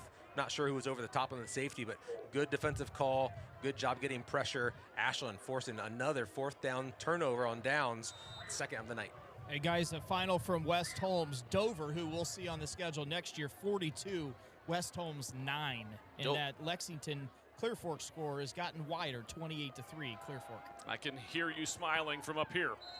And That will be the last play of the third quarter as the Arrows run it right up the middle on 1st down and 10 as they're taking over at the 6 up to the 9. End of the third quarter, the Arrows up 28-0. Come on back for the fourth quarter on the Ashland Arrows Broadcast Network. Simonson Construction is proud to sponsor Arrows Athletics, the most trusted and efficient construction company in the region. With a long history of doing things the right way from concept to completion, Simonson Construction solves all your construction needs for commercial and public projects. A truly local company providing award-winning comprehensive design-build services since 1974. For more information, scan the QR code or go to simonsonconstruction.com. Come visit the South Street Grill in downtown Ashland, the official watch location every Friday night during the Arrows football season. You can catch all the action in the bar area on the big screens. Elevated casual dining in downtown Ashland, steaks, seafood, hand-patted burgers, vegetarian options, salads, and a huge kids menu. Something for everyone in a completely renovated, historic building. South Street Grill, your home for Arrows football. Start of the fourth quarter at Community Stadium. Ashland 28, Linsly 0, Arrows football. The band's still here. They're rowdy. Student section is still packed. The band is undefeated, particularly tonight because Linsly didn't bring a band, so there's no battle of the band either. But a fantastic Ashland Arrow marching band led by Marty Krall and Cameron Diedrich. Arrows football. Bunch formation here for Ashland. Handoff, left side, cutting back up the middle. And up to the, maybe the 17 or 16 or 17. And that was Donatini? Braden Donatini with the first carry of the night. And a man down is number 54 over there on the other side. Big Darren McCormick, 6 foot, 230 pounds. Sophomore is the man down for the Cadets. Nice first carry of the season and for the game for Braden Donatini. Yeah, second down carry, got himself 5 or 6 right there, right? I'm going to give him 7. Oh, 7. I'm going to give him 7. I put Franz down for a 0 on first down. Tony always falls forward, Brandon. You know that. A little bit of a different formation there for Ashland coming out in a kind of a bunch trips. Typically, we see Ashland kind of really spread things out, but some wristbands this year with some new formations and opportunity just to change things up for All right, Coach V. I'm going to ask you a question. Give us your best Simonson stat of the night so far, Tony. I'll give you a minute. And no, I'll just give it to you right now. Okay. Ashland Arrows rushing over 200 yards already. 211 yards, 31 rushing attempts. Clearly not the number of rushing attempts that I think we would have talked about in the pregame show. 14 passing attempts. And how about an extra one in that third quarter? Okay. Ashland, 1 offensive drive. Linsly, 1 offensive drive, and that was the entire quarter. Tony, how many yards has Linsly gained as an offense today? We are at 128. Only 128 allowed? Given up. Wow. And I think 84 through the air. Yep. On 3 big passes, really. And then I was just going to say 44 on the ground. You take away a couple, not busted plays, just nice plays that Linsly had. But for the most part, Ashland defense playing very well. Thanks to our friends at Simonson for all of our stats all season long. Jet sweep, Franz cuts it back up inside, makes a man or two miss. He is hit hard, but the Arrows have a first down out near the 27-yard line. And a big hit on Michael Franz on the Sarver paving replay. That was going to go for 11, and Michael Franz just showing a little bit of speed. And we talked about it in the first quarter that this defense kind of wearing down a little bit. Only a 39-man roster, again, from Linsly, traveling from Wheeling, West Virginia. These defensive tackles have been running sideline to sideline, trying to keep up with these jet sweeps, and eventually just you wear down. Yeah, and your wide receivers are mostly your DBs as well. So Romello Durr, who delivered the blow there, has been on the offensive side most of the night as well. Little trickery on this jet sweep, cutting back inside. And not sure. Fumble. That ball might have come loose late there by the Arrows, and Linsly comes up with it. I think it was Donatini on his second carry. Take a look at the Sarver paving replay here. Yeah, second time we've seen a counter play, this time coming to Donatini, and just Linsly getting a hand on that football, coughs it up. Going to be a loss, 0 gain, but more importantly, a fumble, giving Linsly the ball back. Donovan Jones was the man who forced the fumble for the Cadets. Nice strip there, and Donatini will go over to the sideline and sure a little dejected, but learn his lesson. Arrows up 28-0, 11:09 to go. The rain continues to pour down on our fearless sideline reporter, Chris Mowry. I've finally just given up. Guys, I'm already soaked. What's the point of standing under the tent? That a boy. Yeah, I'm here for you guys. Handoff, Hamp. And he gets away from one man and falls forward for about 4 or 5 yards. Hamp on the carry for the Cadets. There's 5-7 guys out here wearing stripes, white and black striped shirts, and I bet they all wish they would have worn long sleeves. They're going to have to peel those shirts off. Yeah. I'm glad our house flipping friend's not out here today. Oh, 10:45 to go, 28-0. Ted.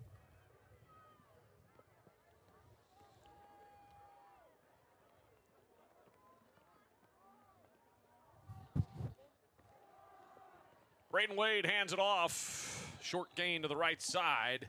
Not much there for Mamakos. George Mamakis on the carry. Although Ted would have been pretty interesting on the sideline listening to him all day in this weather.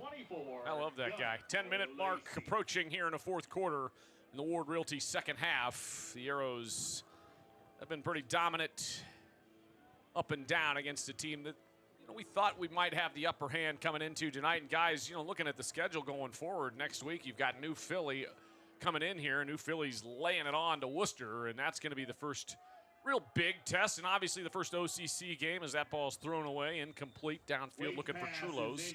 Will bring up fourth down. It'll bring up New Philly coming in. Yeah, Worcester, had a few injuries, in the practice week, so they knew they were going to be a little susceptible to the running game, but kind of what you're going to get with New Philadelphia, and that's going to be 5 big, strong offensive linemen and a steady running attack, one that we haven't seen through the first 3 games. So as much as this victory is going to feel good here for Ashland, you turn the page pretty quickly. You watch some film, you learn what you can learn. You learn about your running game. You learn more about probably the character of this team after a wet, ugly win, and then you get focused on the Quakers. Fourth down. They need 4. They're at the 22. Wade back to pass. Throws it up for grabs, incomplete, and he got leveled. Gavin Hoffman. Yeah, just a free runner. Gavin Hoffman coming off the corner. Wade has no option just to fire that thing outside. You'll see on the replay here on the Ashland Broadcast Network, just staring at number 22. Good job there by Hoffman, not going high, making just a nice little form tackle, not getting a penalty, but getting that fourth down turnover. Once again, 3rd, 4th down incompletion or unsuccessful first down here for this Linsly offense. Coach Stackhouse drew up the perfect play right there defensively on 4th down. That zone coverage, whatever it was, they dropped back into, looked perfect. Yeah, everyone finding their spots. Everyone, continuing to give ground. Everyone kind of keeping your head on a swivel. If no one's in your zone, you go find someone else. Here, Baith gets another opportunity to run the ball around the outside. Jet sweep to Baith, left side, still on his feet, tripped up at the 26. Pick up a 4, second down, and 6 coming up. 9.5 minutes to go in the fourth quarter. Arrows up big. Grayson Baith sneaking up on the century mark, 8 carries, 81 yards. Not sure who's keeping stats down there, but why not feed number 33 a few more time and let him get over that 100-yard mark for the first time in his career. He's going to be good, boys. He's already good. He's going to be really good here pretty soon. Well, I want you guys to start thinking about our player of the game and our play of the game. Quick hitter out to Baith on the far side, caught at the 26 and knocked down near the 30, we just could have short a of the first down. Dedicated team member of the game, too. Okay, well, I'll let you guys are the experts. I'll let you folks decide that. I was talking about myself out here in the elevator. No. Dedicated no, team that member. would be, I think, our camera operator who's up top. Tackled by number 24, Cole. Right. Student camera operator. Yes, you're right. Are you still going to buy him B-dubs tonight? Thank you so much, Chris. 3rd and 6. Bernie in a shotgun, 3rd down and 6, 8:52 to go. Back to pass, Bernie looking near side, pump fakes, rolls left. Plenty of time. Throws it downfield, he's got a man. Caught at the 50. Killian O'Brien. K.O.B. to the house. 74 yards. Yes, sir. Touchdown. It all starts with the blocking up front and giving plenty of time, and KOB finally on the curl route. And then when you see your quarterback has time and he's flushing out, there's 2 options. One, come back to your quarterback and give him a target. The other is go deep and let him just throw it out there. KOB adds to his touchdowns this season. 3 last week, he adds 1 here. And the Ashland Arrows go up 34-0. The clock will start to run with a 30-point lead after this Carson O'Brien extra point kick. First catch for KOB tonight. O'Brien coming on. Kick the extra point. Carson boots it through on the Connery Manufacturing extra point. We'll take a quick break. 35-0 Arrows. Harris Dealerships, where great prices meet an even better selection. We're driving home the best experience you've ever had. With Chevrolet, Ford, Chrysler, Dodge, Jeep, and Ram, find the ride that defines you. And our huge selection of high-quality used cars and trucks is why you should check Bill Harris first. 3 brands, 3 convenient locations, 1 unforgettable Bill Harris experience. Dive into great prices, explore a better selection, and enjoy the best buying experience with us today. Bill Harris Dealerships, the name you know and trust. BillHarrisDealerships.com. Bo Lacey Construction is proud to sponsor Arrows Athletics. Experience you can trust done right on time. From siding to windows, decks, and bathrooms, Bo Lacey also is your go-to company for all your roofing needs. Whether it's your house or your business, we've got you covered. And don't forget to check out the new Hover 3D app so you can see what every exterior home project will look like when it's finished. Scan the QR code. Back here at Community Stadium, Arrows up 35-0. Hey, team member of the night is not Chris Mowry. It is Ian Owens, our camera operator, who is braving the elements. So fantastic job by Ian Owens. Doing a great job. Yes. Oh, he has done a fantastic job and has a future in this business if he wants to keep going down that route. So thank you, young man. 8:40 to go in the fourth quarter. Are you buying B-dubs? Yeah, B-dub. Are you going to buy him B-dubs? All right, now you guys have put me on the spot. Next week, Ian Owens will have a gift card to B-dubs. You know, Tony, one thing I did want to mention, you know, I asked Coach V at halftime about, you know, the weather, and we had it week 10 last year at Lexington, right? And we talked that this team wasn't able to really deal with the elements. But tonight, same kind of weather, but the team looks quite different today. Yeah, you know, Linsly, you know, maybe a little bit less firepower than we've seen the last couple of weeks. But, yeah, the attitude has definitely been different for this Ashland Arrow offense and defense. Both teams playing well, both sides of the ball. Special teams kick there by Carson O'Brien, flying over the head, goes into the end zone. So Linsly will come back out to the 20-yard line, currently trailing 35-0. Again, running clock now with a 30-point lead. Handoff, Wade to Hamp, right side, and brought down back at the line of scrimmage. Rush number 15 for Hamp. That one goes for 2 yards for Simon Hamp, 49 rushing yards for the big guy, number 31. Linsly here in just week 2. Take a look at their schedule, guys. After the Westinghouse 52-0 loss, they're going to lose here tonight. Then they'll go on the road at St. Francis de Sales. It doesn't get any easier. Yeah, you start 3 weeks on the road. St. Francis is going to be a tough one, and then you just kind of sneak ahead. And you got New Philly, you got Steubenville, Dover, got Dover. 3 weeks, like 3 weeks in a row. Those 3 teams just going to be a very physical match. Parkersburg South, then West Virginia team, and then another prep school, Kiski Prep, before wrapping up at Huntington. So Lindsay Cadets, long season ahead of them, looking at an 0-2 start. Meanwhile, on the other side, you know, the Arrows, we've talked about it, guys. Their schedule, you know, a couple of back-to-back wins to start. They're going to start 3-0, a fantastic start. Now, New Philly, Maple Heights. Yeah, we know what we're going to get with New Philly, and we've been, you know, kind of watching the clippings and the press of Maple Heights. Probably the one team, Chris, you can speak to this as well, that probably is going to have the speed to run with us. Of our 10-week season, Maple Heights probably going to bring the most speed onto this field. Well, there's a lot of talent up there in the Cleveland area, Maple Heights, and a pass off there by Linsly caught and tackle broken out past the 50 now is going to be the Linsly receiver. And it's Jackson Murray. Thank you. Down to about the 45-yard line, so Linsly first down and 10. But, Tony, you know, Maple Heights has got speed. They've got talent. They know how to play. And they're going to bring in, one thing that I think is really important, too, is they're going to bring in an attitude. And they're going to bring in an attitude of toughness and just wanting to impose their will. I have to be honest, I don't know a ton about them yet this year. I haven't done a lot of research, but historically they've been very good. They won a state title about 7 or 8 years ago, so a really nice lineage. So that's going to be a fun game to watch when you line up 2 very athletic teams. Yeah, I'll tell you about a little bit about him. You know, Shaq Washington's the head coach. He's in his 7th season and finally gets a quarterback. So they've got one of last year their quarterback one of the highest recruited cornerbacks, safeties cornerbacks in the state of Ohio, highly recruited, and they were asking him to go both ways, and finally got a transfer from Lake Catholic. Luke Anzalor is going to come in as the slinger, and what's that has allowed Shaq to do, at least through the first 2 games, and it looks like he's doing it on week 3 as well, is move all those speedster pieces all around, and then all of a sudden you don't just have one dynamic guy at quarterback. Now you've got someone who can get your athletes the ball and an aggressive defense. Yeah, Shaq Washington was a University of Cincinnati graduate, played at Maple Heights, won a state championship there with them as a player in 2011. So he's going to have those guys ready to rock and roll. Yeah, there's something about knowing what it takes to win, you know, and coming from your own alma mater, wanting to perform well.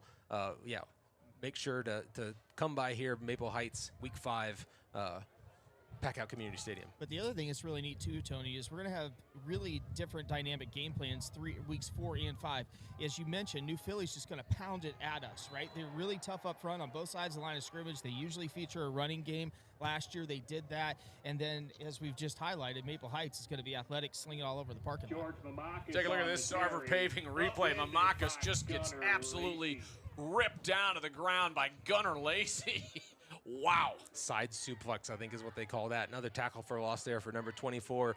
Continuing just to stack up tackles, solo tackles, and tackles for a loss. Again, a guy on this defensive side of the ball that likes shooting gaps. Once he sees that it's a running play, he is full tilt forward. Good job there by number 24. A loss of 2, bringing up 2nd and 10. Wade in a shotgun. Back to pass. 2nd down and 9. Sidearm flings it out to Durr, who can't hold on to it at the 35 of the Arrows. It'll be 3rd down and 9. Running clock, 4.5 minutes to go in the 4th. Arrows up 35-0 here on the ABN.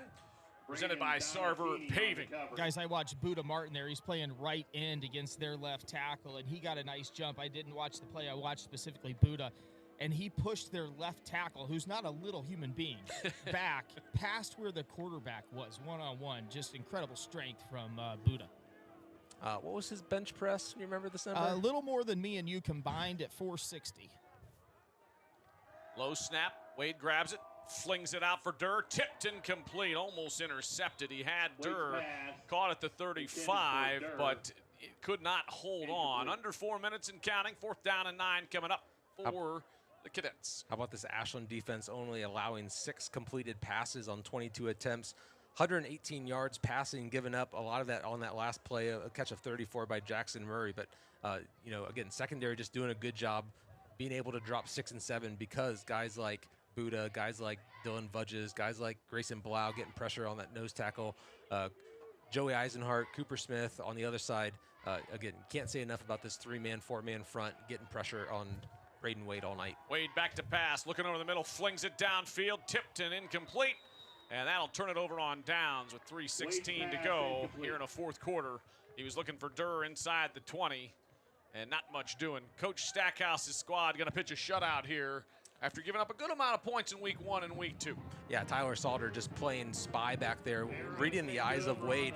When he sees he's not a threat to run, Salter just continues to drop, knows that he's got deep coverage, able to get a finger on that ball. Maybe the second opportunity for an interception, but that would have been a remarkable play. 2:52 to go here in this 35-0 lead. Seems like Ashland's probably going to be content just to run the ball a couple times and come out with a week 3 victory. Clock running. Nathan Bernhardt in the shotgun. We'll make sure you stay tuned for the post-game show. We'll have our player of the game and our play of the game, the Truax player of the game.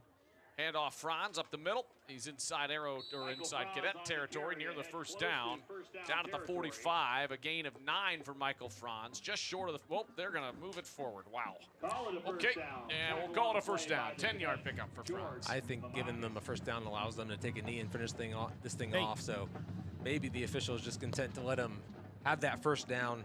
A nice little jump cut there by Michael Franz to turn a 6-yard play into a 1st down.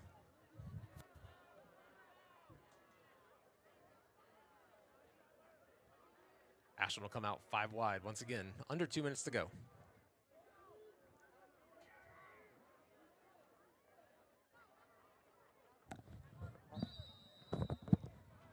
And a whistle and a flag. Delay a game coming. 1:40 to go. Clock running. 1st down and 10. Arrows are Motion on the Arrows. really, they're going to call it a motion penalty. So that'll push the Arrows back 5 yards, 1st and 15. Clock's still running, though, 1:28. Nope, I was right the first time. I shouldn't have trusted Dan Chandler's call. Facts. 1:20 to go. Just kidding, DC. 1:20 to go. Clock running, 35-0 Arrows on top. And it's all over, but just the kind of the academics. Trying to think through our players of the game, who we might want to talk with out there.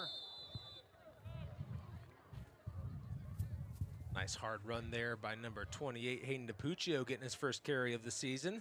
Hayden DiPuccio sworn in to the Army tonight. The Army National Guard, a fantastic young man out there. Gets a carry, the senior playing football for a long time. Nice carry for 12 yards. Under 40 seconds here, probably the last play of this game. Got to take one more snap here, and Nathan Bernhard and the Arrows will move to 3-0. Hand off to Goings, and Jaden goes up the middle.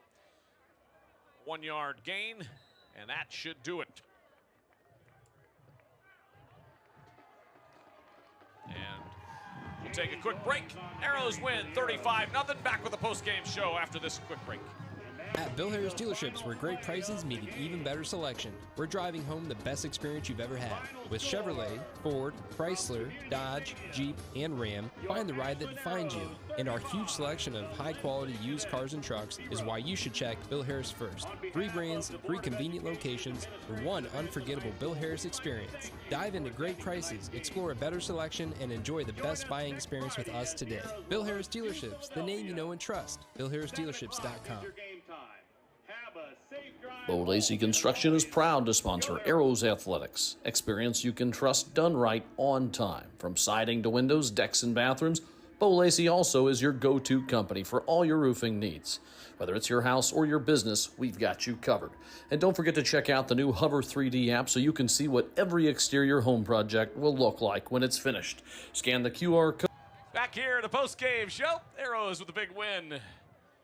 35-0. Pretty good victory. Pretty good victory over the Cadets here from Linsly. Going to send this Linsly, West Virginia team back home with their second loss of the season. 2 shutouts for Linsly, so lots of things to figure out for BJ and his staff, but they're going to figure things out. They're a good coaching staff. They've been together. A lot of alumni on that coaching staff. Good to see that they've clearly created a culture that's worth sticking around for. So these guys are going to win some games, but a tough schedule for Linsly and a tough start. But yeah, Ashland moves to 3-0 as expected, I think. You are watching the Hedstrom Entertainment post-game show. Hedstrom Entertainment bringing you all kinds of unplugged fun for more than 100 years. And we are just thankful to be joined with Chris Mowry down on the field, Tony Van Dyne, and myself, Brandon Wells. The Arrows moved to 3-0, guys, and I got to tell you, this is best-case scenario. You really...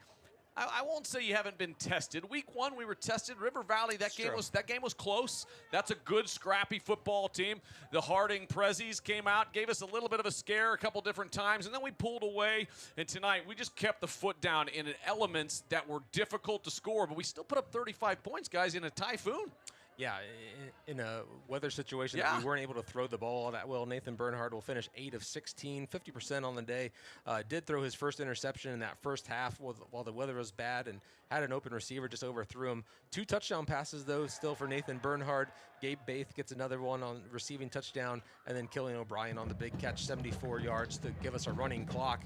But it was the running game that we talked about preseason. Who's gonna come from?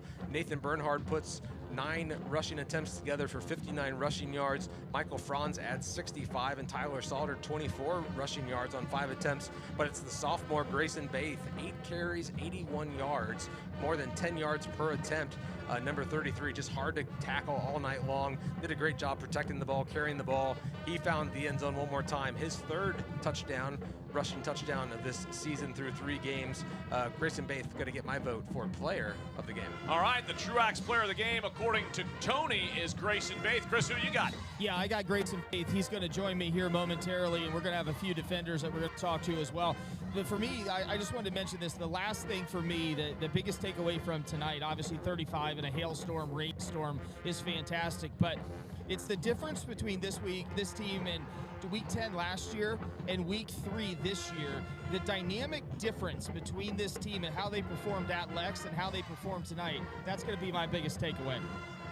And Chris is going to grab Ryan Stackhouse. Go ahead. Well, sometimes you like to join me, sometimes you don't, but I'm guessing after you pitch a shutout, you're going to love this one. Yeah, it feels pretty good. Kids really played their hearts out tonight. Did the game plan get executed the way you drew it up throughout the week? Actually, we thought they were going to try to come in and run the ball a lot more, and 21 personnel with the tight end in the game, and they didn't have a tight end in the game the entire time, so we had to change some of the things that we were doing. Luckily, we already have those things in the bag. We can do stuff like that. Well, Tony and I keep saying if we can continue getting pressure with 3, and then you blitz Sauter, you blitz Lacey or Buddha, whoever it might be, you guys are going to be dangerous again. Yeah, we have some of the best guys up front and at linebacker, I would say, around, especially in the county and the area. Lexington lost tonight. That's not good. I'm sorry, I shouldn't have done that. Coach, you pitch a shutout tonight. Defensive coordinator Ryan Stackhouse sometimes likes to join me tonight. He'd love to, talking about that shutout. Yeah, you got to like that. I mean, our kids battled.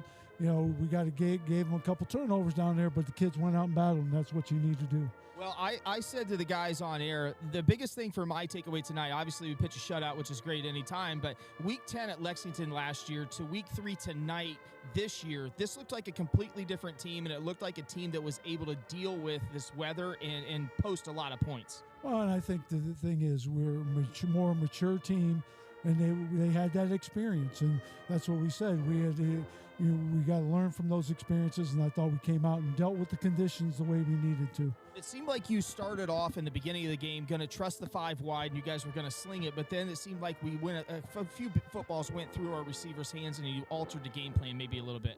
Well, they hadn't shown a 3-man front all year. They were 3-man front and had a deep guy at 25 yards and other 8 guys in coverage. So we figured we better start running the ball just like we did against River Valley, because they gave us a similar thing. So, we got to adjust the game plan to what they're giving us.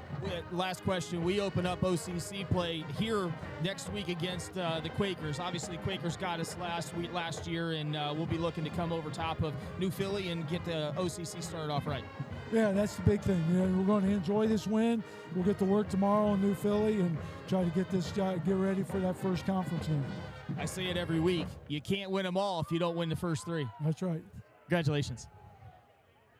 That was Coach Scott Valentine with our sideline reporter, Chris Mowry. And Chris is going to grab a couple players right now as well, and he's down there with quarterback Nathan Bernhard. Well, not the greatest weather, obviously. I'm soaked. You're soaked. You guys got a 35-0 win, though, in the conditions.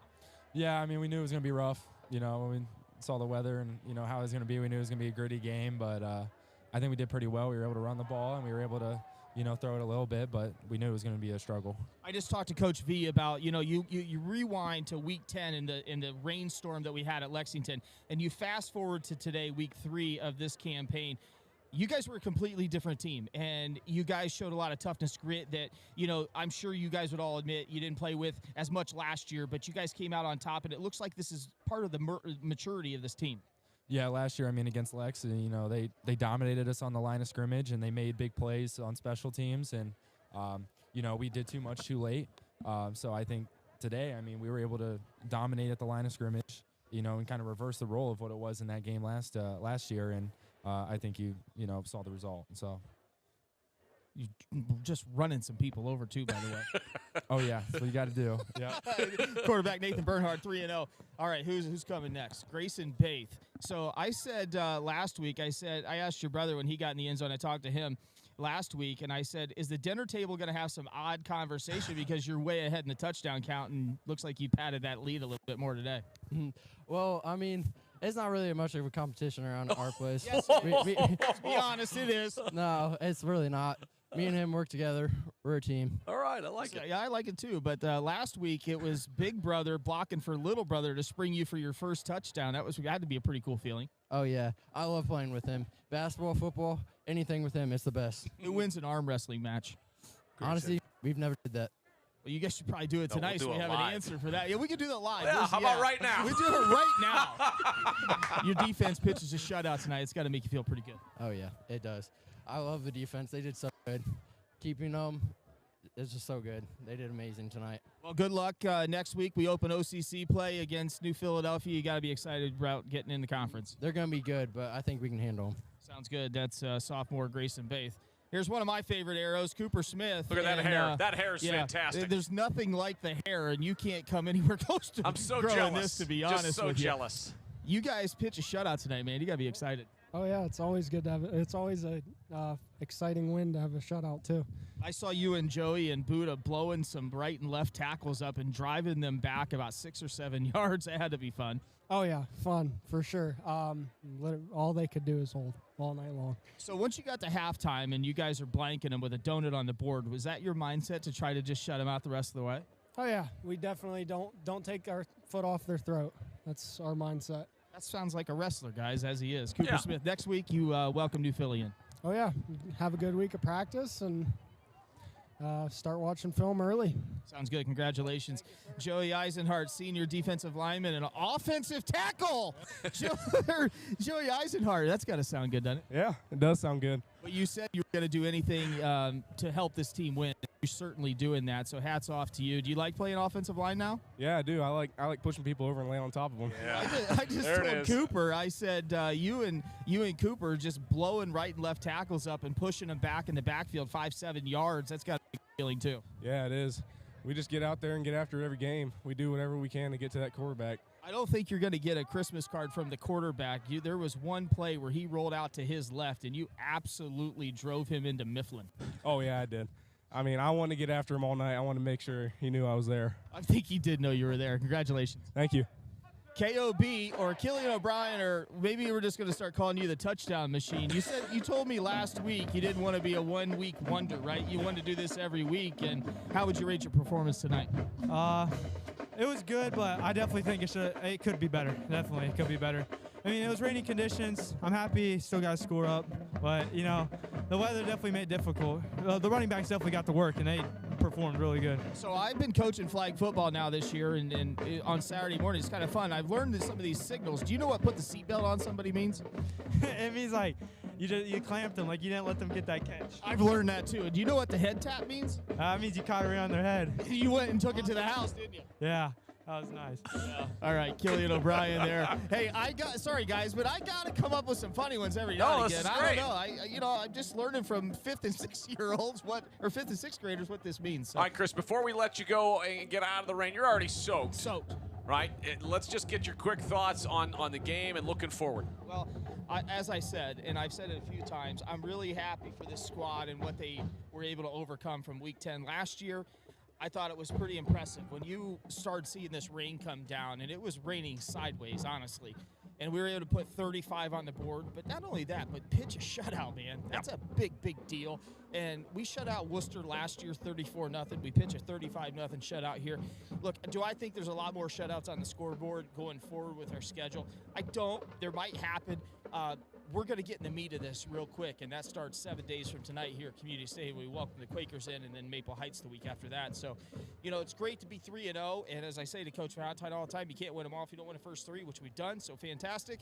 And I'm really looking forward to next week. Well, great job. Go get dry. We'll see you up here in a minute. That's Chris Mowry down on the field with a fantastic job of taking care of all of the sideline analysis and reports. And guys, 35-0, Tony. You're putting up a lot of points every week. First of all, let's just remind folks that we had our Truax Player of the Game, right? You guys both voted for Grayson Baith, and that was a fantastic job. But let's give our Comfort Control Play of the Game. What do you got for that? Yeah, you go back to the end of the first half, the 2-minute drive capped off by Nathan Bernhardt, a 10-yard, gutsy, tough, hard-nosed run, refusing to go down, and really turned a 14-0 game into a 21-0 point game, and I think gave Ashland all the motivation to keep that thing going. A big difference from a 2-score lead to a 3-score lead. Good job by number 10, not just using his arm, but using his legs and really putting his body out there. That was the play that just really, for me, set up the second half and put Ashland in the driver's seat for the rest of the game. Comfort Control for all your heating and cooling needs. Contact our good friends over there. Yeah, I will say, I want to just make sure that we think about next week as the Arrows move to 3-0. I kind of put this as like 2 separate seasons. You're 3-0, right? You've done what you've needed to do through Right. the first 3. Yeah. And that's the non-conference portion. Other than Maple Heights, you've got one more. And that's because of the wonky OCC, because we're down a team. Mount Vernon's out. Dover's coming in next year. So you got a year where there's one less team than you really are normally used to having. So schedule-wise, you had to pick up an opponent. And so you had Linsly today. So, you're 3-0. You've got the OCC starting next week with New Philly coming in. Pregame will be at 6:30. We're back to regular scheduled programming. 7 o'clock kick. Yeah, 6:30 pregame show. The Simonson countdown to kickoff. 7 o'clock kickoff, and hopefully the Arrows can come up with a big win. Any final thoughts as we go forward? Yeah, I think through the first 3 games, we've seen Ashland win with speed. This game, I think we saw them win with heart.